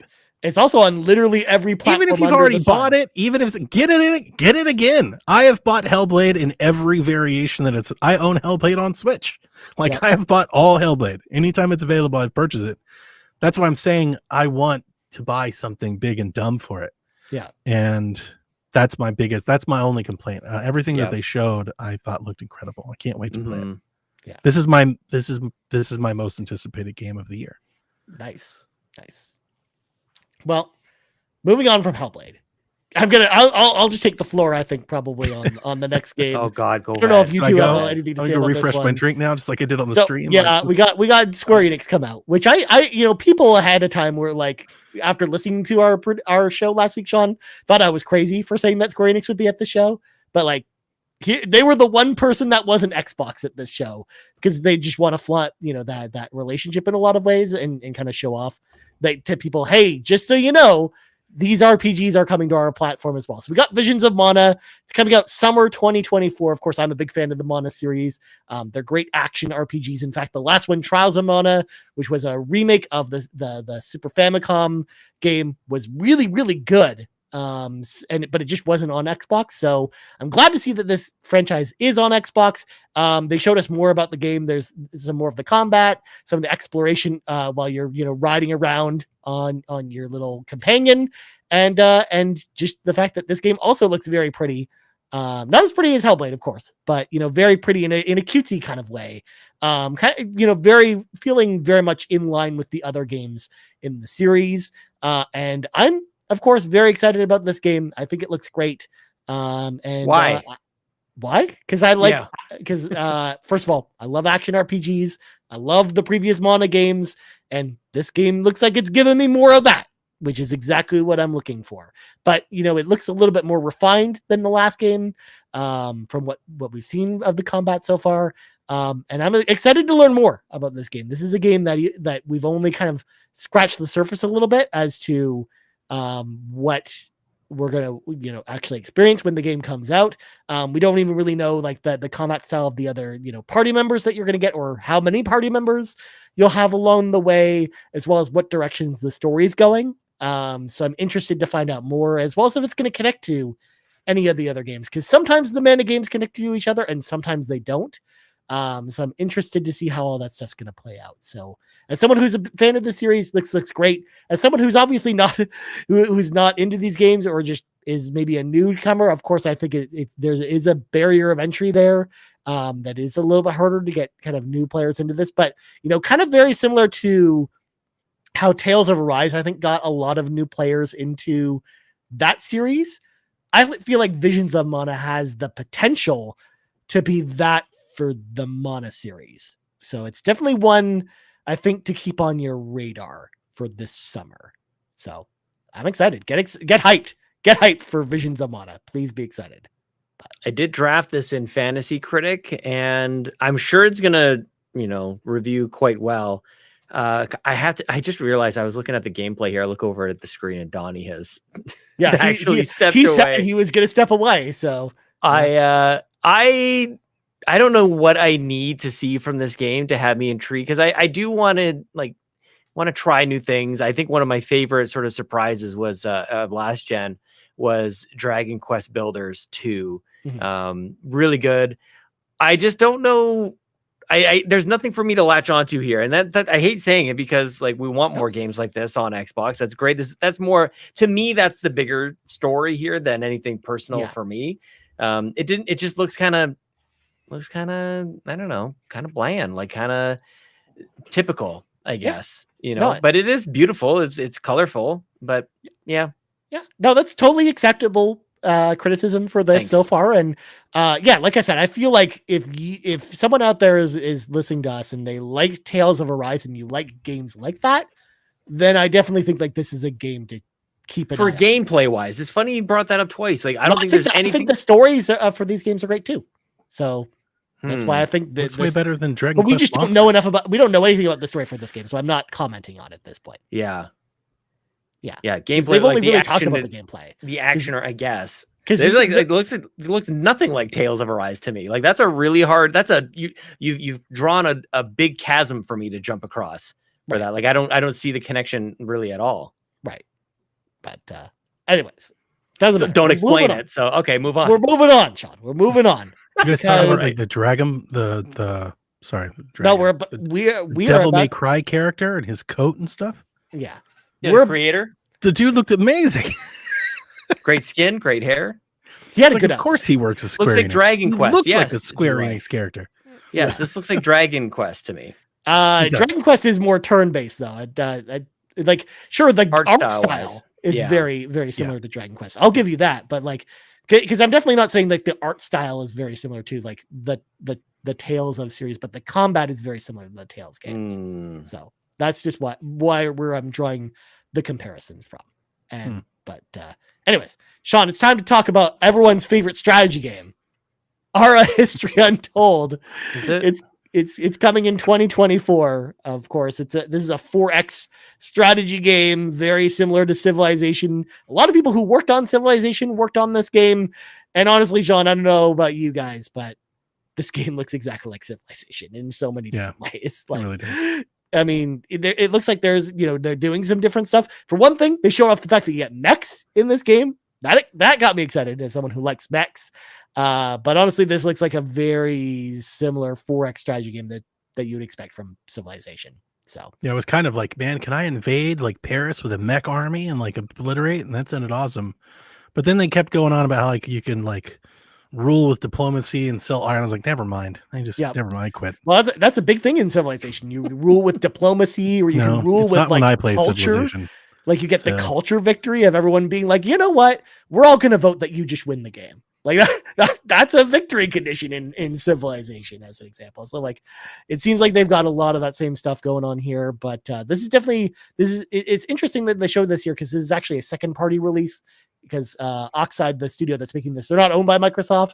Not yet, but they're publishing this game. Microsoft's publishing this game, and to your point, Sean, they might be targeting them for like a future acquisition at this they're point. next. Yeah, it looks like a nice game. I give it that. Man, it looks really pretty and stuff. Yeah, so I'm sure the people that are into this type of thing are happy. Yeah, like as I mentioned earlier in the show, like I really love the Civilization games, so I'm like really interested to try this one out. And the best part is going to be in Game Pass. So I mean, I'm excited to try it on PC Game Pass. I'll finally be able to flex this new computer I got, Sean, on a good video, like on a video game, because I haven't been able to do that too much. Well, Ryan, look, I was very loud about the strategy games that I wanted to show up at the developer direct, which was StarCraft 64. This is not that. But between this and Age of Empires, it seems like, you know, if you're a 90s kid playing PC strategy games between Civilization and Age of Empires, like, you got to be happy with this. And there was something, I don't know if I was thinking exactly of this, but I think it was on the last episode. I was kind of calling Xbox out a little bit to like geek out about something, like give something that's completely nerdy, that's not really happening anywhere else. We jumped to first-person shooters because that was at one point real cornerstone for Xbox. It seems like Western RPGs there as well. Now, like get into like okay, it's not for me personally. I'd probably try it out because it's Game Pass, and there may be something about it when I jump into it. But looking at it here, it's not really for me. But I'm glad to see something different. Actually, as much as we talked about Hellblade trying to check off that box that exists in PlayStation land, like I don't really want that. I love like Nintendo is successful for the things that Nintendo does. PlayStation is successful for the things that they do. Like I'm wanting Xbox to find what that is, and whether or not it's this specific genre upholding the ecosystem. That's not what I'm trying to say, but this is different, and it's showcased here right alongside Visions of Mana as well. So I kind of like just the variety that I'm seeing, and because it can't just be the same thing over and over and over again, because that came very quickly, the narrative for PlayStation showcases, another, you know, dad simulator or whatever. You can't say that about Xbox here. So again, kind of would like to get my hands on it. Super accessible with Game Pass, whether or not I have time for it at that stage, but it looks super smooth. I think these games look really cool. I actually want to play Jurassic Park Evolution 2 on PC later on this year as well. So these are fun to play. I do think it looks really clean. The UI and everything looks really organized and nice. And to your point, I will also add that, you know, they've went on record and talked, and I think we all agree and know that their growth for Game Pass will be targeted in the PC space. So it's nice to see them to lean into that with their marketing. You know, like they can't treat PC Game Pass as a side piece, as like this off thing that like it's there, but like we don't know. That's where their growth is. Like that's where they're going to find new users. And to do that, you do have to appeal to the people that play games on PC with PC games. Yep. You know, you got to do more than just put Halo on PC. You also got to target PC game, as we see today with Pal World. Yeah. So, you know, to your point, making that a feature, a part of their big marketing, you know, and not just like in a sizzle reel or a YouTube trailer or something like that's important too. Yeah. And between that and Square Enix in there, like they're speaking to moves that people know that they want to make. And it's like, it's here. It's, in this case, it's 20% of the show. And between that and Square Enix is 40% of the show. It's 2 out of I mean, they're putting their money where their mouth is for sure. Yeah. And Sean, how awesome it is to see like strategy games are kind of back in a big way, because we got this a little bit. We got Stormgate, we got Frostpunk 2. We're getting a lot of strategy games coming out. Yeah, I'm good. And Star Fox or StarCraft 64 coming back. Star Fox, you did it again. StarCraft 64. You it's better close. believe it. Xbox bringing Star Fox 64. StarCraft 64, so I did play a lot of Star Fox 64. Oh man, StarCraft 64 is a fun game. I like StarCraft 64. But okay, last game. Of course, we have to talk about this one. This is the big one. This is one everyone was excited about coming into this one. Not Indiana everyone. Jones and the Great Circle. Silly name, but it's a game. The worst name. It's of course Machine Games is Indiana Jones game, and boy howdy, everyone was being like, man, what? I wonder if it's gonna be third person. I wonder if it's gonna be like Uncharted. This is like the most literal like interpretation of what I would expect when reading the words Machine Games Indiana Jones games, because it's first person. Thank God. You got that whip combat. You're punching Nazis in the face. Like this screams like machine games, like nothing else, and I couldn't be happier for it. Like, I'm pretty excited about this game. Like, I'm not like a huge Indiana Jones fan. I know we have some people like that in the community, Sean, because we saw like once this, we saw this get posted, like how many people in our community were actually pretty excited about this one. So I'm not like a huge indie fan or anything like that. I like the movies. I think they're good. But this game looks like it's going to be fun, and it might break the indie curse because it's been a long time since we've had like a good Indiana Jones game. So. Well, the good news, Ryan, for Xbox and for machine games in general is, I don't know, Nazi is not so popular right now, Ryan. So people want to punch them. They want to headbutt them. They want to kill them. And they want to whip them in the face with a whip. So if nothing else, you can do that in this game with classic machine game style gameplay. I thought Harrison Ford looked really cool. Shout out to our own Seth Sturgill for catching and calling that it's Troy Baker voicing Indiana Jones. I watched, and you guys should do yourself a favor and watch Victor Lucas react to this as well, because he's just, he is like a 12-year-old boy, just he is so the Indiana excited. Jones fan. Dude, his whole body was just like, he's just in anticipation. He's just like, please let it be great. And you should watch his reaction, which is very cool. But he also kind of called, is that Troy Baker? I did not care. I think there's plenty of recorded audio in this podcast feed of me talking about like, who cares about Indiana Jones? Watch the movie, not even a little bit excited. And then it's like, oh yeah, those Wolfenstein games were also about killing Nazis, and they were real fun games. And it's the general, I guess, kind of premise or baseline foundation of this game is an Uncharted game in first person. And that's awesome. I don't even want to, I guess I just said it because people are going to be drawing the comparisons, but Uncharted is an Indiana Jones thing, right? Literally. I think this game looks really cool. I know I'm going on and on, but they did a really good job of explaining when it's going to be in first person, which is the majority of the time. But if you're kind of traversing, it's going to jump back into third person. I think they were strategic to not show a whole heck of a lot of that. But I thought this game looked really fun, and yeah, I'm excited for it. I'm excited to whip people, Sean. I mean, just whipping people with the whip. Like, I love also how like they showed off all the different uses for the whip as well, because you can whip people, but you're also using it for, stealth. No, don't say it. Don't say the stealth. That's the dumbest thing I ever saw. The stealth whip, No. But also, you're solving puzzles with the whip. You're using it for traversal. Like it's multi-purpose, which is very, reminiscent of the movies, like seeing Indy in the movies, like how he solves, problems is using his whip for a bunch of different things. So it's very true to the character. I love that about it's the vehicle stuff that I wasn't expecting, and maybe I should have. Maybe that was silly of me, but it showed him kind of jumping all over airplanes and he's, shooting guns out of the back of them and stuff. So I'm kind of excited. I'm really excited actually for that, but I was not thinking of that. When I think of Indiana Jones, I think, Harrison Ford isn't Nathan Drake. He's not the most athletic kind of guy. So I wasn't expecting a whole lot of, I guess, athleticism here, but there you are, jumping off the wing of one plane and onto another one. That seems cool to me. But that was my biggest hang up before I saw it this week, was I just thought that Indiana Jones, or Indy himself as a guy, he just doesn't seem very like flexible and agile or anything like that. He just kind of walks around and then dusts off this trophy and pulls it off a thing, and maybe he can outrun a gigantic ball, but there's not really a lot of athleticism there. This kind of has been put to rest. It seems like the game is a little bit more dynamic than I was expecting, and that might be another reason why I was so excited by what I saw. Yeah.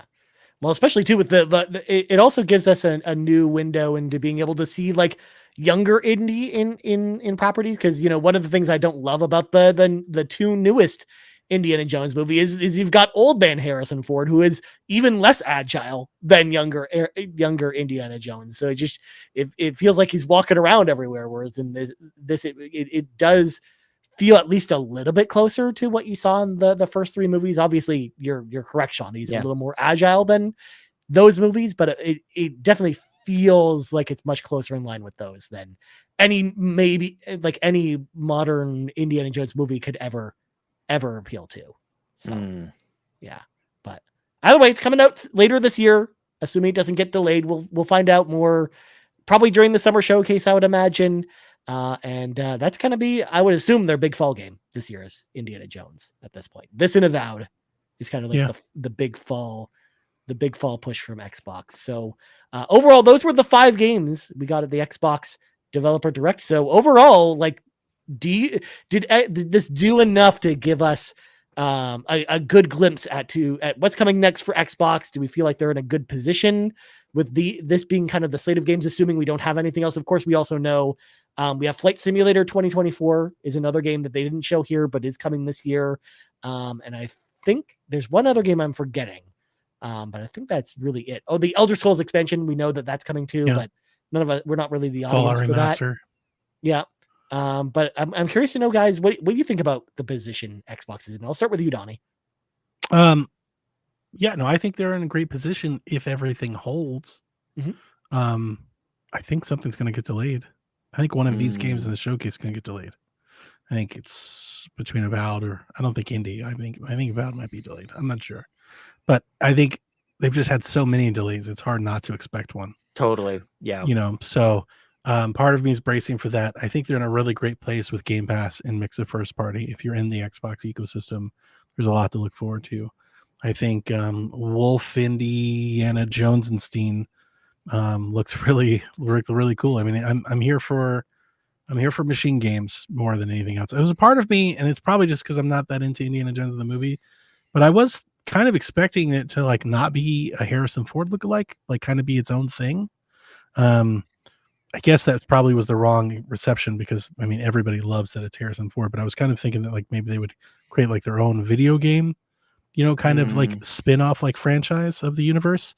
With it looking so much like Harrison Ford, it just feels like a movie tie-in, and I was like, I didn't expect that would go that way. And I'm wondering now, like, do they have plans for sequels or anything like that? I can tell you that over the years with the history of Indiana Jones video games, that's always been a consistent thing with Indiana Jones video games, is they've always had and like I said, and most of them haven't been based off movies. Like, don't take my word for it because I wasn't that excited for it, and boy was I like wrong. I am still not like, I'm not going to tell you that I'm super excited. I'm going to play it, but I'm not super excited for it.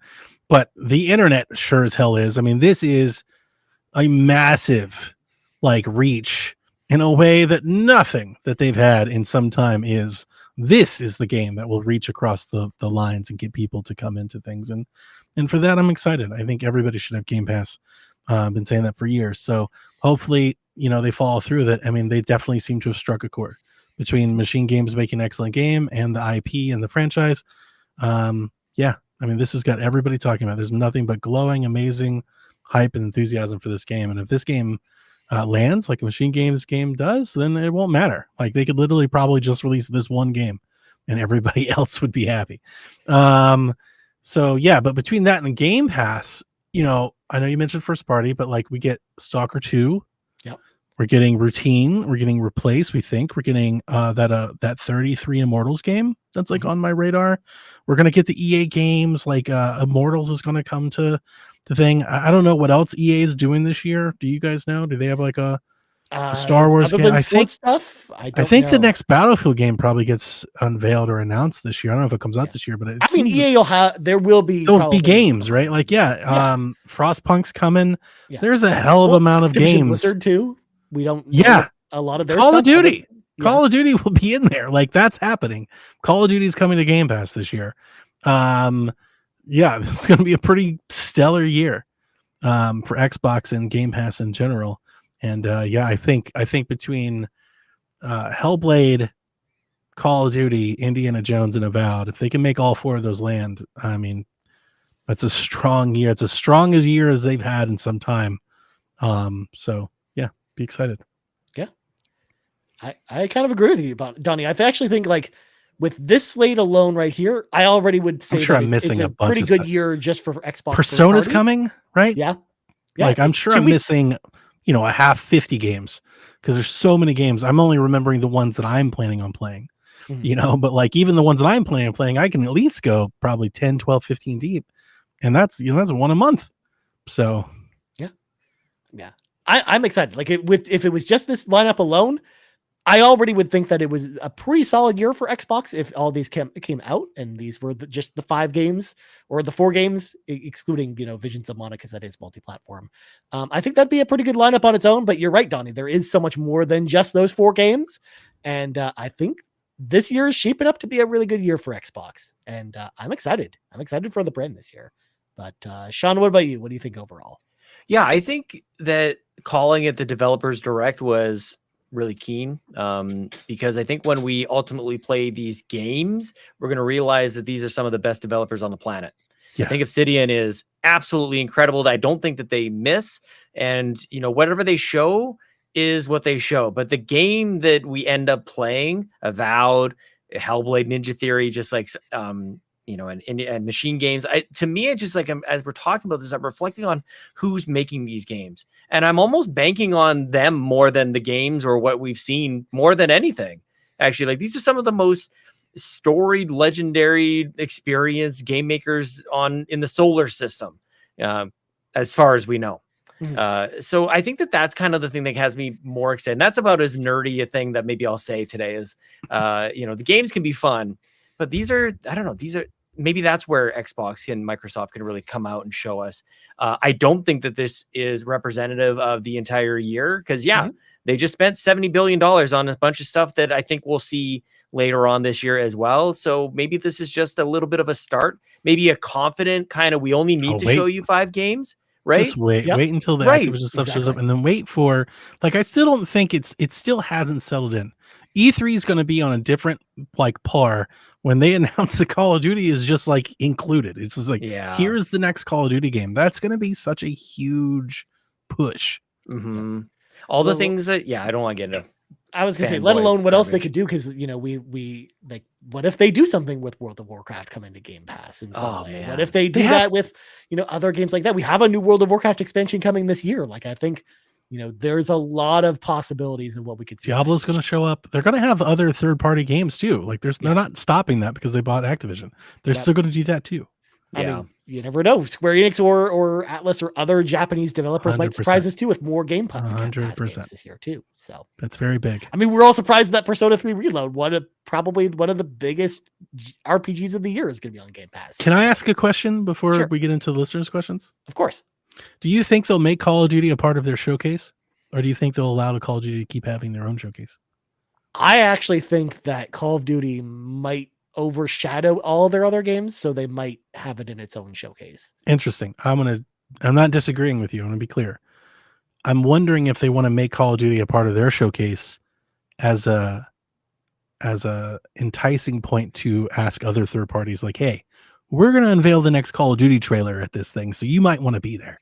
So I think it also depends, because we might not see that even this year. Because it also depends if, like, Sony still has the marketing rights for this Call of Duty, whatever Call of Duty is coming. Yeah, that's true. That's true. So that actually might play into it a little bit. Where, I think it would be cool that they put it in the showcase. But, like, I think this year it might actually be in a state of play. There's a part of me that's thinking, like, Call of Duty can still do their own event where they, like, go over the multiplayer and all the stuff. Yeah. But, like, the trailer for the game being in the Xbox showcase is such a good point to, like, hey, our partners, we want you to be here because we're going to have the eyes, because we have the Call of Duty unveiling.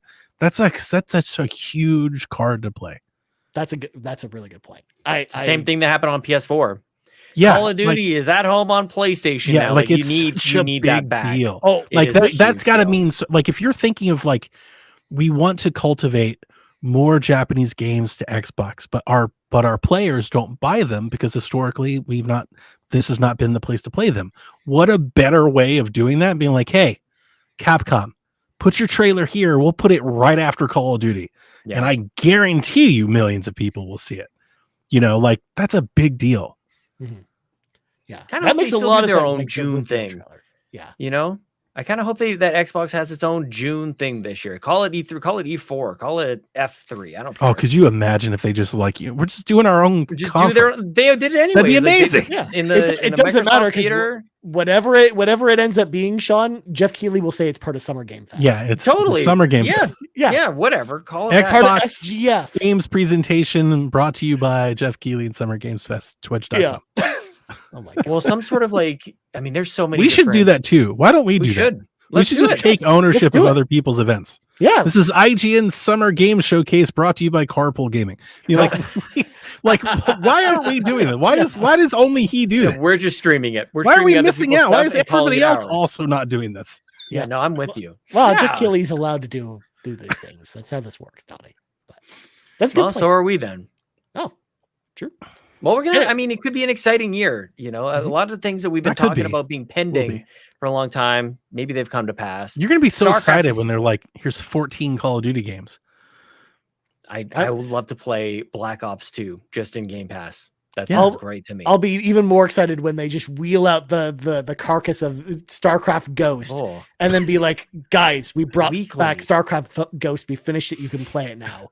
And I'll be like, weekly mention. praise the Lord. Thank you so much. I'm excited Microsoft, for everybody to this play the game." greatest Call of Duty game ever, Infinite Warfare. What? There Is it it? is. I mean, it's better than 100%. Advanced Warfare. It's the We best. talked about It's World not at better War, than it. It's the guys. best. The original zombies. World at War. Gosh, Oh man, are we going to do that? Carpool Friday nights? yeah, that'd be Zombies fun. mode? That'd be good. Original fun. zombies. The zombies got outrageous. I like the first zombies. That's it. I like Yeah. Infinite Warfare. I like 80 zombies. That was a blast. Mm. Yeah, it's okay. Anyways, let's let some of our friends into the car with us. Oh God, we're not. I thought we were ending the show. No. so many questions. You're right. No, Okay. but they all kind of Show relate to what we that talked about here. So never we'll go ends. through It this just goes quickly. on and on. So Keep we got Cwaggy, who asked the first What's up, question. Cwaggy? Still new to the Xbox scene. Y'all going over the Xbox Direct preview, listing off 5 games that are known boggles my mind.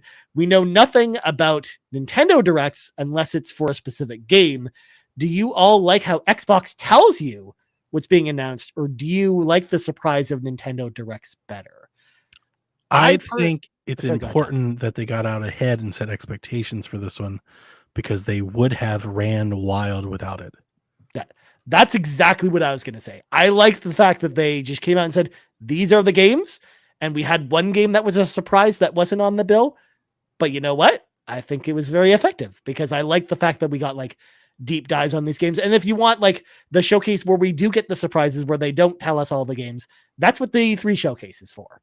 But Well, they did it last year with Hi-Fi Rush, and I think that's a perfectly fine way to do marketing. But Yeah. I'm talking about specifically with this one. Mhm. After a year that they had, after they just closed the Activision deal, had they not come out and said, here's what we're doing in this thing, speculation would have ran wild.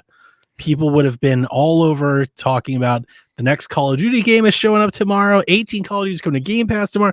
It would have gone crazy. It was in their best interest for just this one to set the expectation of here's what we're going to be talking about. Kind of reminds me of the original kind of launch and lineup for the Switch, actually.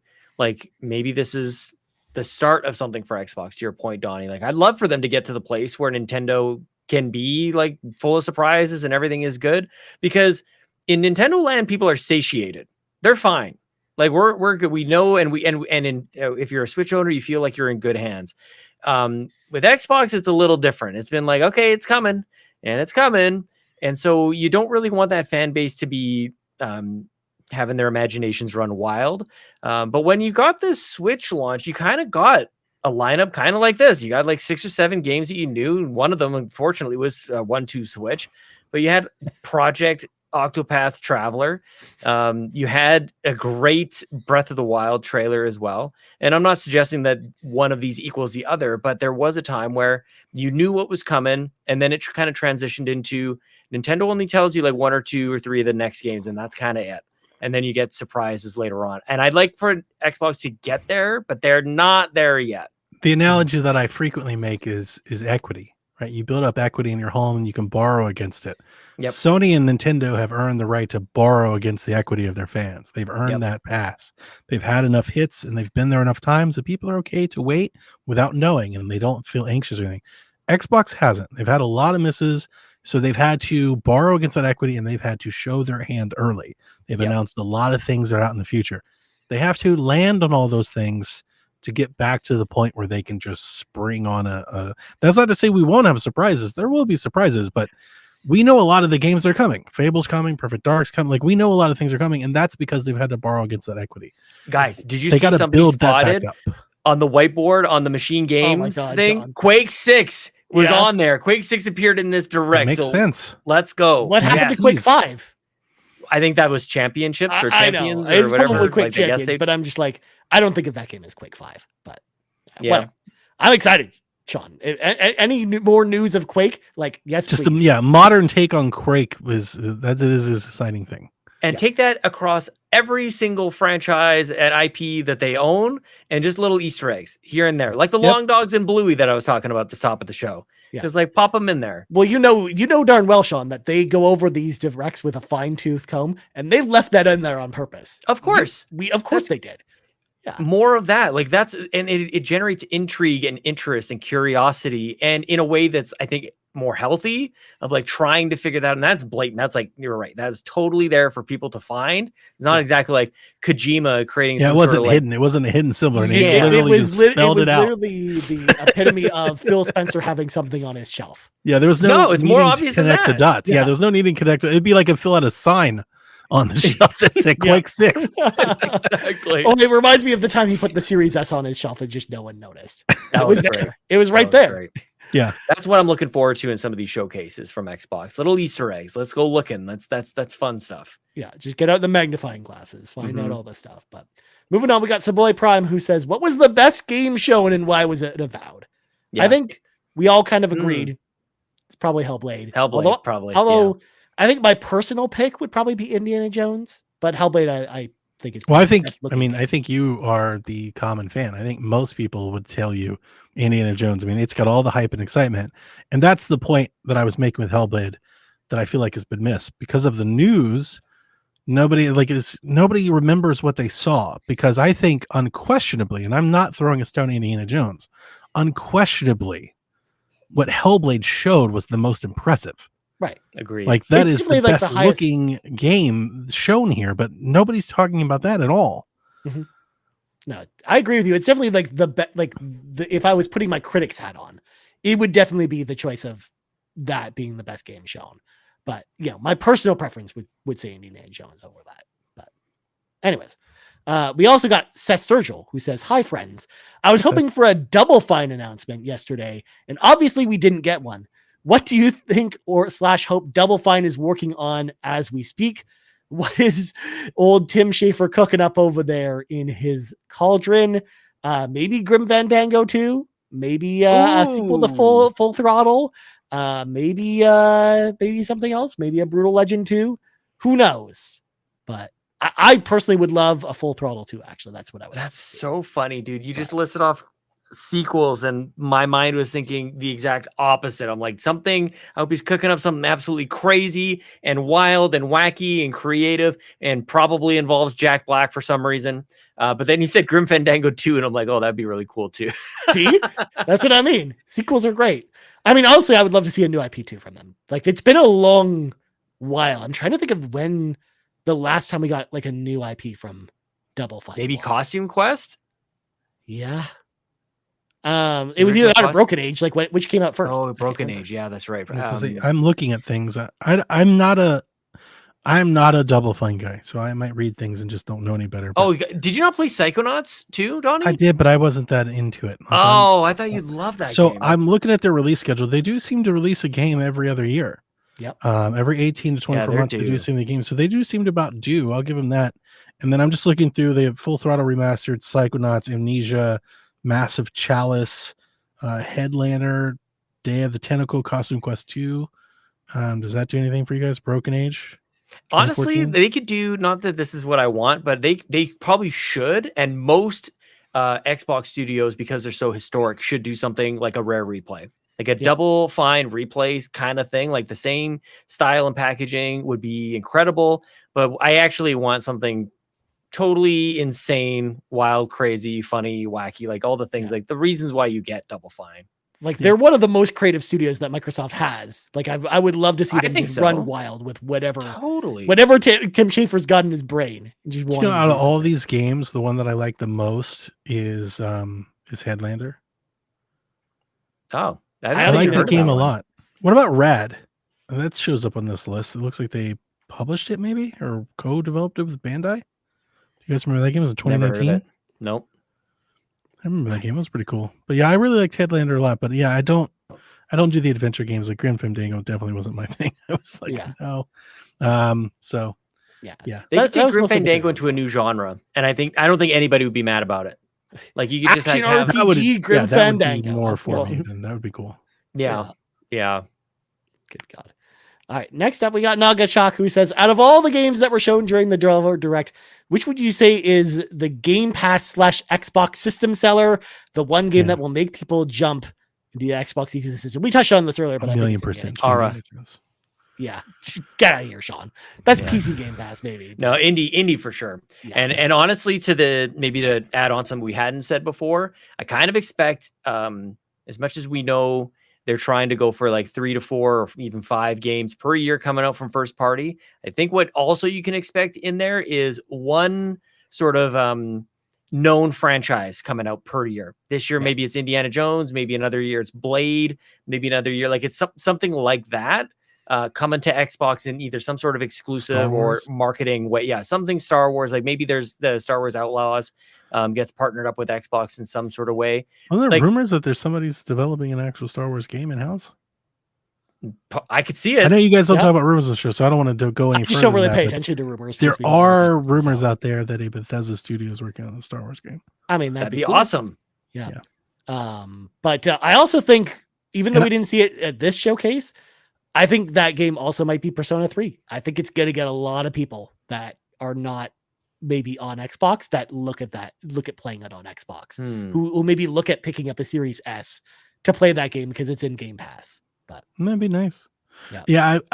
I think the Blade and the Indiana Jones announcements give me more credence to that rumor. It definitely looks like they are looking to do more licensing. That's not just an Xbox thing. That seems to be an industry thing. The licensing and built-in franchises just have less risk associated with them. And when you're making these $1 million bets as consumer spending dips from the COVID boom, it looks like publishers are seeking sure bets right now. And I do think we will see more licensed franchises moving forward. And personally, for me, it's not a good development. For other folks like my co-hosts on the PSVG, they love licensed game. They can't get enough of games with IPs from comic books and movies. That's their favorite thing. For me, I like more original creative things. But it definitely seems like that's what we're in store for. Get ready for Bill and Ted returning to Xbox 2026. Let's go. There's so many superheroes and Marvel and Matrix, and there's probably a Dune game and John Wick. And where's a our Mad John Max game? John Wick's in Fortnite, Sean. Yeah, we're gonna get all of that. Yeah, all of that. That's stuff what I is meant. coming. Yeah. All right. Next up, we got awesome. Yon32, who says, do all those 2024 dates in the direct signal that Xbox is entering a routine release cycle for first-party games? Does this set the stage for what is next for Xbox? We talked about this a little bit earlier, but I feel like it does set, this is just kind of them setting up the course of this year, and then, of course, there might be some surprises along the way, but this gets them into the cadence of being like, okay, each developer direct kind of focuses on what's coming out this year, kind of like the developer direct last year was really just the games that came out in 2023. Yeah. So, yeah. Eventually, if you buy enough studios, you will make enough games. So you can have one every so often. Yeah. And I think that's the goal. I think that's what they've been doing. And and once we start factoring in Call of Duty and the stuff to this mix, I do think we are getting more to a cadence where we can expect at least 3 to 5 first-party releases a year. Dude, they bought 3 studios that make Call of Duty so that it can come out every year. Every year. You know what I mean? Yeah. In addition to all the other supporting studios. But that's the thing. If you buy enough studios, you will make enough content. Yeah. Like eventually, even with delays, if you just buy enough studios, you will make enough content. And I'm not going to lie to you. I felt like, I think we said this when I remember I'm just now flashing back to I think we talked about this, Sean, when they bought Activision. I remember Jace being in the chat because I was like, they need to buy more studios. He's like, they need to buy more studios. I've been on this for a while. It's with the way that they're kind of positioning their model, the subscription model. It's about content. You think about, I know they've said it, they've compared it, Netflix. That model is about constantly having something on the way. To have that model, you have to have the content. If you just keep buying enough of them, eventually you'll meet that, you'll satiate the demand. And I think that's kind of what they're after. Mm-hmm.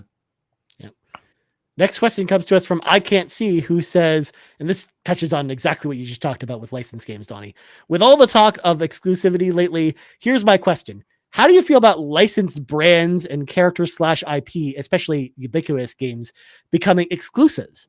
Do you think that they should all be third party like MLB The Show? This isn't meant as a console war kind of question, but this kind of goes back to Blade by Arcane, which in a way started this conversation late last year. So how do we feel I about think licensing? Spider-Man started the conversation. I don't like it, and I've been throwing this spear for a while. I said this when they bought Bethesda. I wish they would make it all timed exclusive. The only exclusive that really matters to me is if it's coming to Game Pass. It's the only exclusivity that I really care about. I play most of my games on PC now. I have a console and I still use it, but I play most of my games on PC. The console war and the console exclusivity, like the differentiating factors between plastic boxes, means so little to me. I don't care anymore. There was lots of speculation about, is Indiana Jones exclusive? Is this game exclusive? We talk about Hi-Fi Rush maybe coming to other console. I champion that. I look at it as a way of Xbox leaning forward, practicing what they preach. They've been on record multiple times under oath saying we would like to put our games in more places, but to compete in this space, we can't. I'm looking at them as a way of saying, like, hey, let's prove it. Let's show them this is what we want to do. And I think by making it timed exclusives, you can have your cake and eat it too. You can still appeal to your base and give them first dibs and give them the thing and still make money on the back end by allowing it to other places. I totally champion Hi-Fi Rush coming to Switch. I totally champion them putting Sea of Thieves in as many places as possible, get as many pirates as possible sailing the seas. I'm all for it. I've adopted the PC lifestyle. I'm all for it. So it matters very little to me. And I love what Tim Stewart has been preaching and what Satya has been preaching. And I kind of want to see it in practice. And there's a part of me that's like, if they lean forward and set this standard, does that change how the industry operates and allow other publishers to maybe join them? Like somebody has to take that first step. And I talked about this in PSVG a couple weeks ago.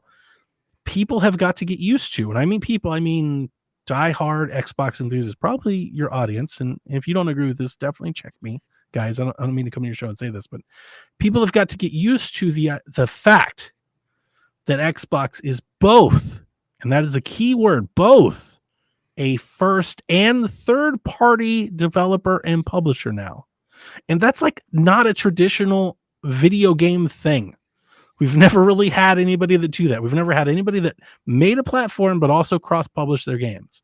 But that doesn't mean that can't exist, right? And I think that's the thing. Like, there's like this block in people's minds. They're like, no, you can't put Sonic on Nintendo. You can. You totally can. We've done it, right? It's like you can cross-promote. And Xbox has been doing it. Hellblade is on Switch. Hellblade.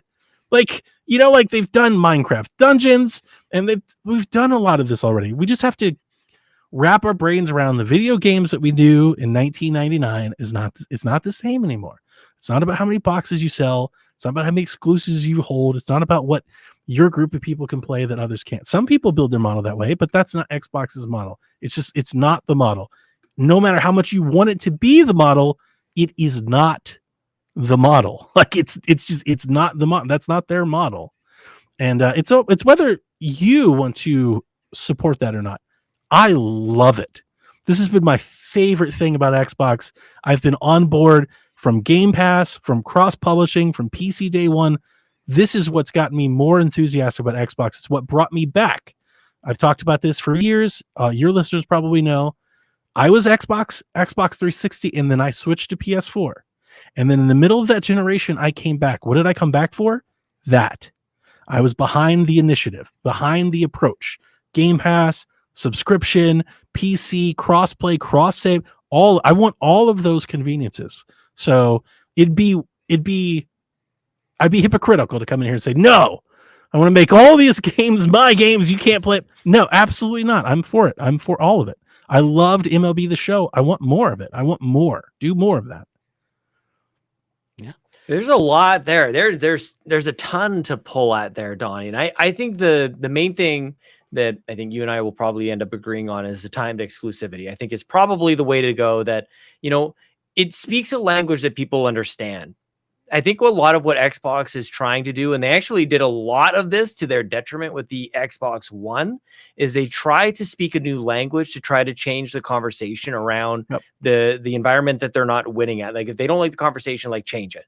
And they've tried that before. And what happens is they kind of are speaking to an audience that are like, they're not even like tuned in to that frequency at all. So they do have to do a lot of heavy lifting on that in order to change behaviors and attitudes. Like that's one of the most expensive exercises in marketing, period, is to change people's behaviors and attitudes and opinions. It's like, there's nothing bigger.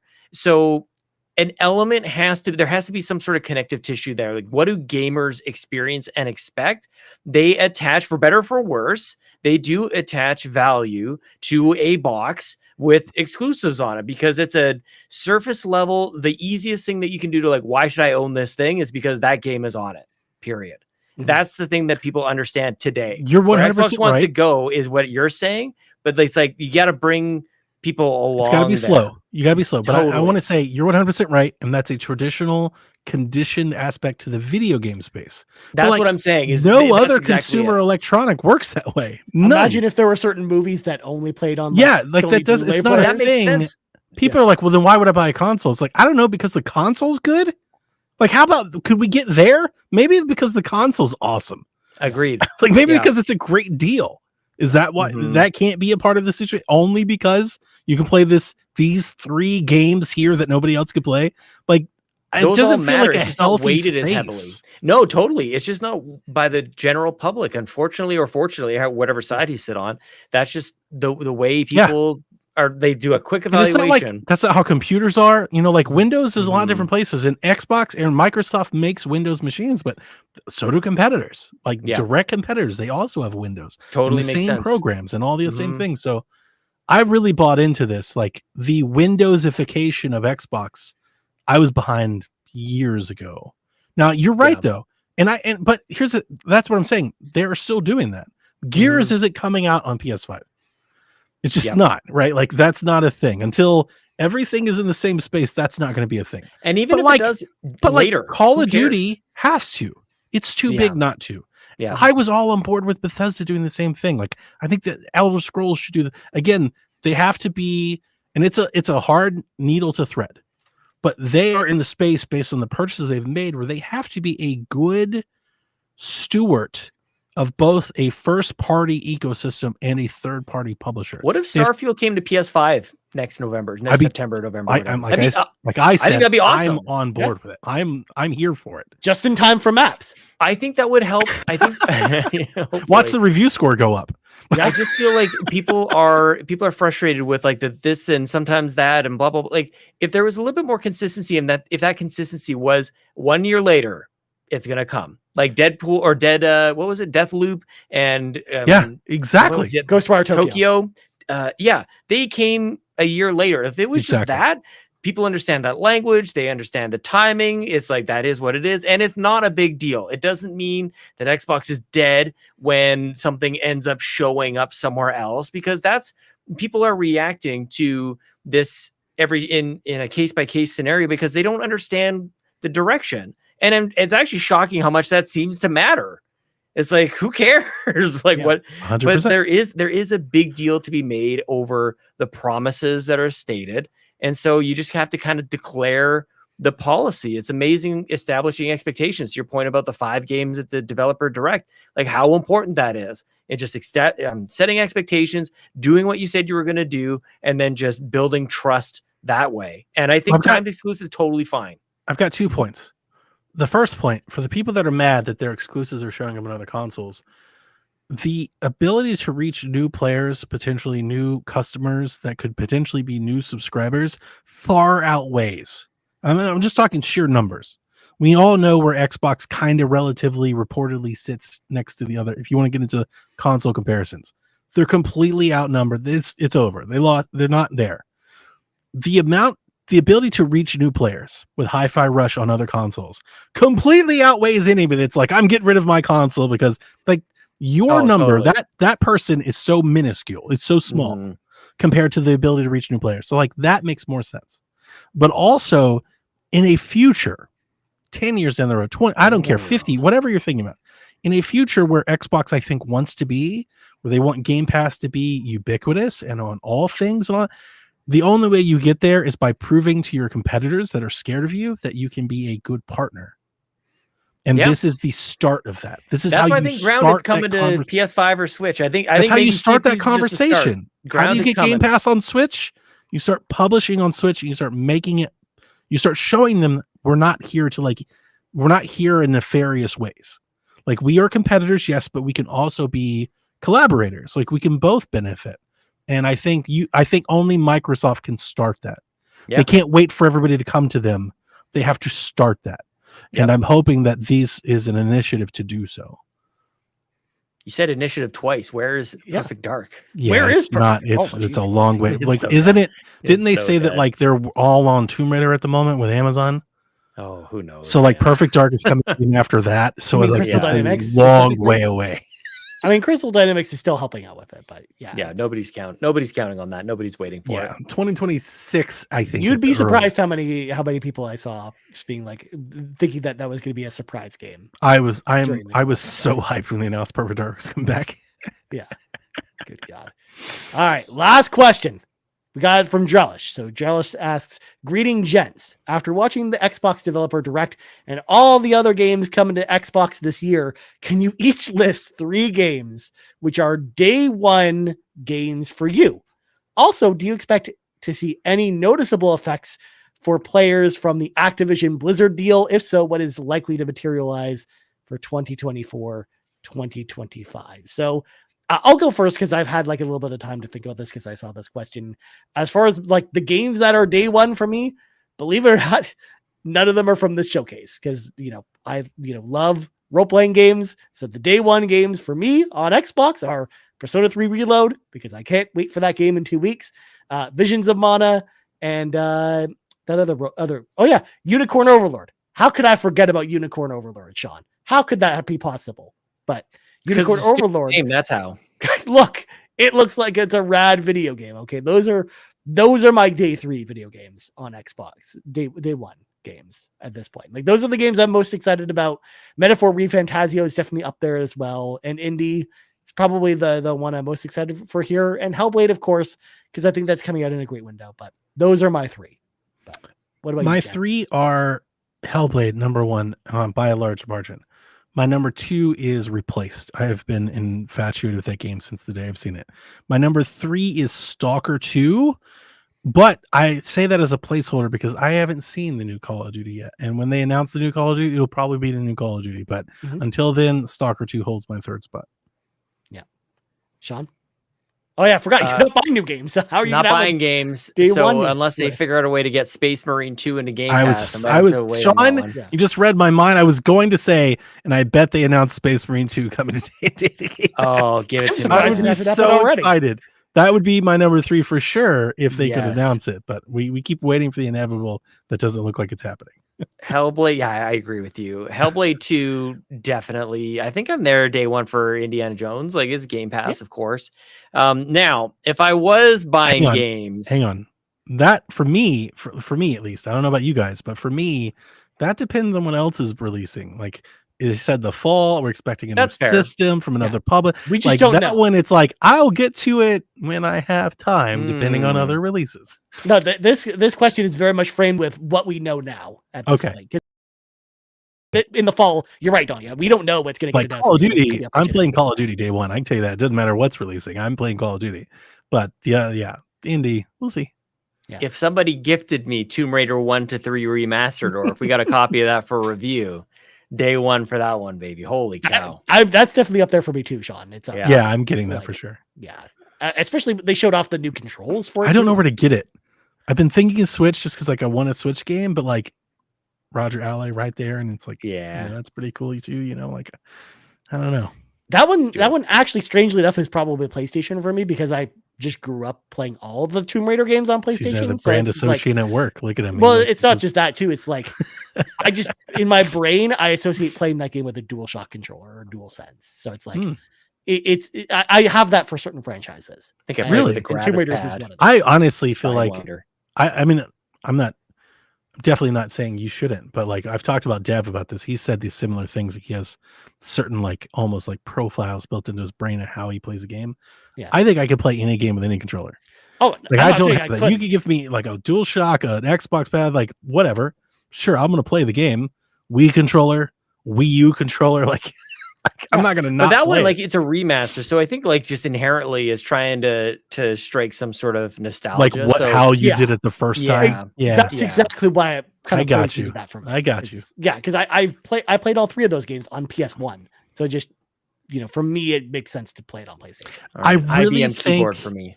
I think 100% I'd be all Switch if it was physical. The fact that it's digital, I'm like, I'm probably gonna get it on PC. Mhm. And it's discounted on a lot of platforms too, digital, Yeah. which is cool. So, Yeah, Yeah. that's true. Neat. neat. All right. Also, I think we talked about enough about the Activision Blizzard stuff because that was the I second missed part that. of What was Josh's the question. second part of that question? So Josh said, "Do you expect to see any noticeable effects for players from the Activision Blizzard deal? If so, what is likely to materialize in 2024, 2025?" Which I know we talked about a little bit with what we were kind of expecting I to mean, see for from players, I don't Activision understand Blizzard really stuff, but just Game Pass. I don't think Activision's changing things except their games No. are coming to Game Pass. it's too soon for them to be changing. They're too the big to games. change that fast. Like I don't. Yeah, that's not gonna happen. They're just gonna. I mean, look how long it took for Microsoft's influence to kind of get into the Bethesda stuff. Like They're gonna keep years. making games. They're gonna keep publishing games all the places they keep publishing them now. Yeah. Except they're going to also come to Game. Like that's the change. I was is gonna that say they're the only also coming to difference will be Game Pass. That's it. I think Diablo 4 is the first thing that we see show up on Game I Pass. think it's a good this year. point. I think that makes a lot of sense. Yeah. Yeah. And that game needs like a shot in the arm, right? I guess so. I mean, I think they'll probably pair that with like one of their seasons or chapters an or expansion. something. Yeah, there's an expansion coming out this year. And Makes shout out sense. again, 2 shout outs for Victor Lucas Head, Rod Ferguson. They met up in Vancouver and had a great about hour and a half chat. He's such a Nice. great guy, both of them, honestly, and just such a great history of where he's been and what's going on with Diablo and just how they approach it. I think it's just you don't see that very often. He's obviously media trained, but it comes off so genuine. You guys should definitely check that out. So I can't see. I'm sorry, man. We're not going to be able to get to the we're last at 2 question. hours. We got to 2 hours, and we got to and also like I love you. We can't slide in last minute questions mid. I mean, blame me. I'm here. You guys knew it was gonna be a long show. no, it's all good. No. It's all good. I mean, it's also fun to do. I Like wanted a it. size show with It's been a week. coming out of a I press wanted to conference. chat with Donnie about Yeah. it's a big Xbox week too. It's a It developer is, direct. and Like, I we didn't want to don't wait get till these that next week to often. talk about it. Yeah. Yes. And Lord So knows they don't let you talk about stuff on your own Yeah, show. So thanks for come having over me. here and do Yeah, I it. appreciate it. Yeah, absolutely. All right, friends. Well, that's going to do it for the show. But before we go, Donnie, first of all, thank you so much for joining us. And where can people find you on the internet? You can't find me on the internet, but you can find our outlet at PSVG. Just put that into like Twitter, YouTube, Twitch. It's just PSVG. You'll find us. We do have links out there, a tap link where you can find all of our shows, all of our channels, all of our socials, anything that you want to find. It's like all in one link. It's all in our thing. So just click over there. And we do PSVG every Wednesday night, YouTube and Twitch. And then we do Nintendo Shack every Sunday morning on YouTube and Twitch. And I'm on both shows. And we've got other shows, but those are the 2 shows that I'm on. Nice. Sean, where can people find you? My gamer tag is Sean Capri, Sean like Connor, Capri like the pants, just like it is on X or We Twitter. should change it to Game Pass. And it's like a pass, like a Just a yeah. Just a literal the multi-pass from Fifth Element. Lilu Dallas It's like multi your Game Pass. Yes. Yeah. It's like your passport. Okay. Twitch.tv/Carpool Gaming Live, where I failed to mention at the top of the show. We played Halo last weekend. Again, Halo Infinite. Total fun. Amazing fun. It was great times. Hey, what's up with the chapter thing? We didn't talk What about it. It was in the chapter thing? news. They're changing seasons or so. I posted the Oh, yeah, tweet there's no more last- seasons for but I don't understand Content it. update 29. CU 29. It's not. It's nonsense. Okay. We'll Yeah, cover maybe. They're next they're week going to with the those. Master Okay. Chief I didn't mode, know what like it meant. I was like, what's happening? Is it They're like just a getting good away or a from bad season. thing? Yeah. Does it I mean don't less content's coming or I don't know? Because I don't Maybe Halo. make it Say less that. like comparable to battle passes, but it's supposed to be the bullet point that I heard was it's more in line with what they did with Master Chief Collection rather than what they were moving towards with Infinite. So Okay. I don't know. I feel like things were going well, so I don't know if this is like in the direction of things going well or just them. That's taking more us like what I was backwards. asking. Is like, are they Yeah. kind of quitting it or is this a good thing? I don't know. We'll find out. I look We'll for you report for on that next knowledge. I week. don't know how these I things don't know. work. I saw their little video and they seemed awkward about it. So people can go check themselves out there, check out the Okay. video. It is super weird. They're like, All right. okay, we're not Well, then calling it's it seasons probably not a anymore. good. Maybe they're It's- about to make a new Halo. go check it out.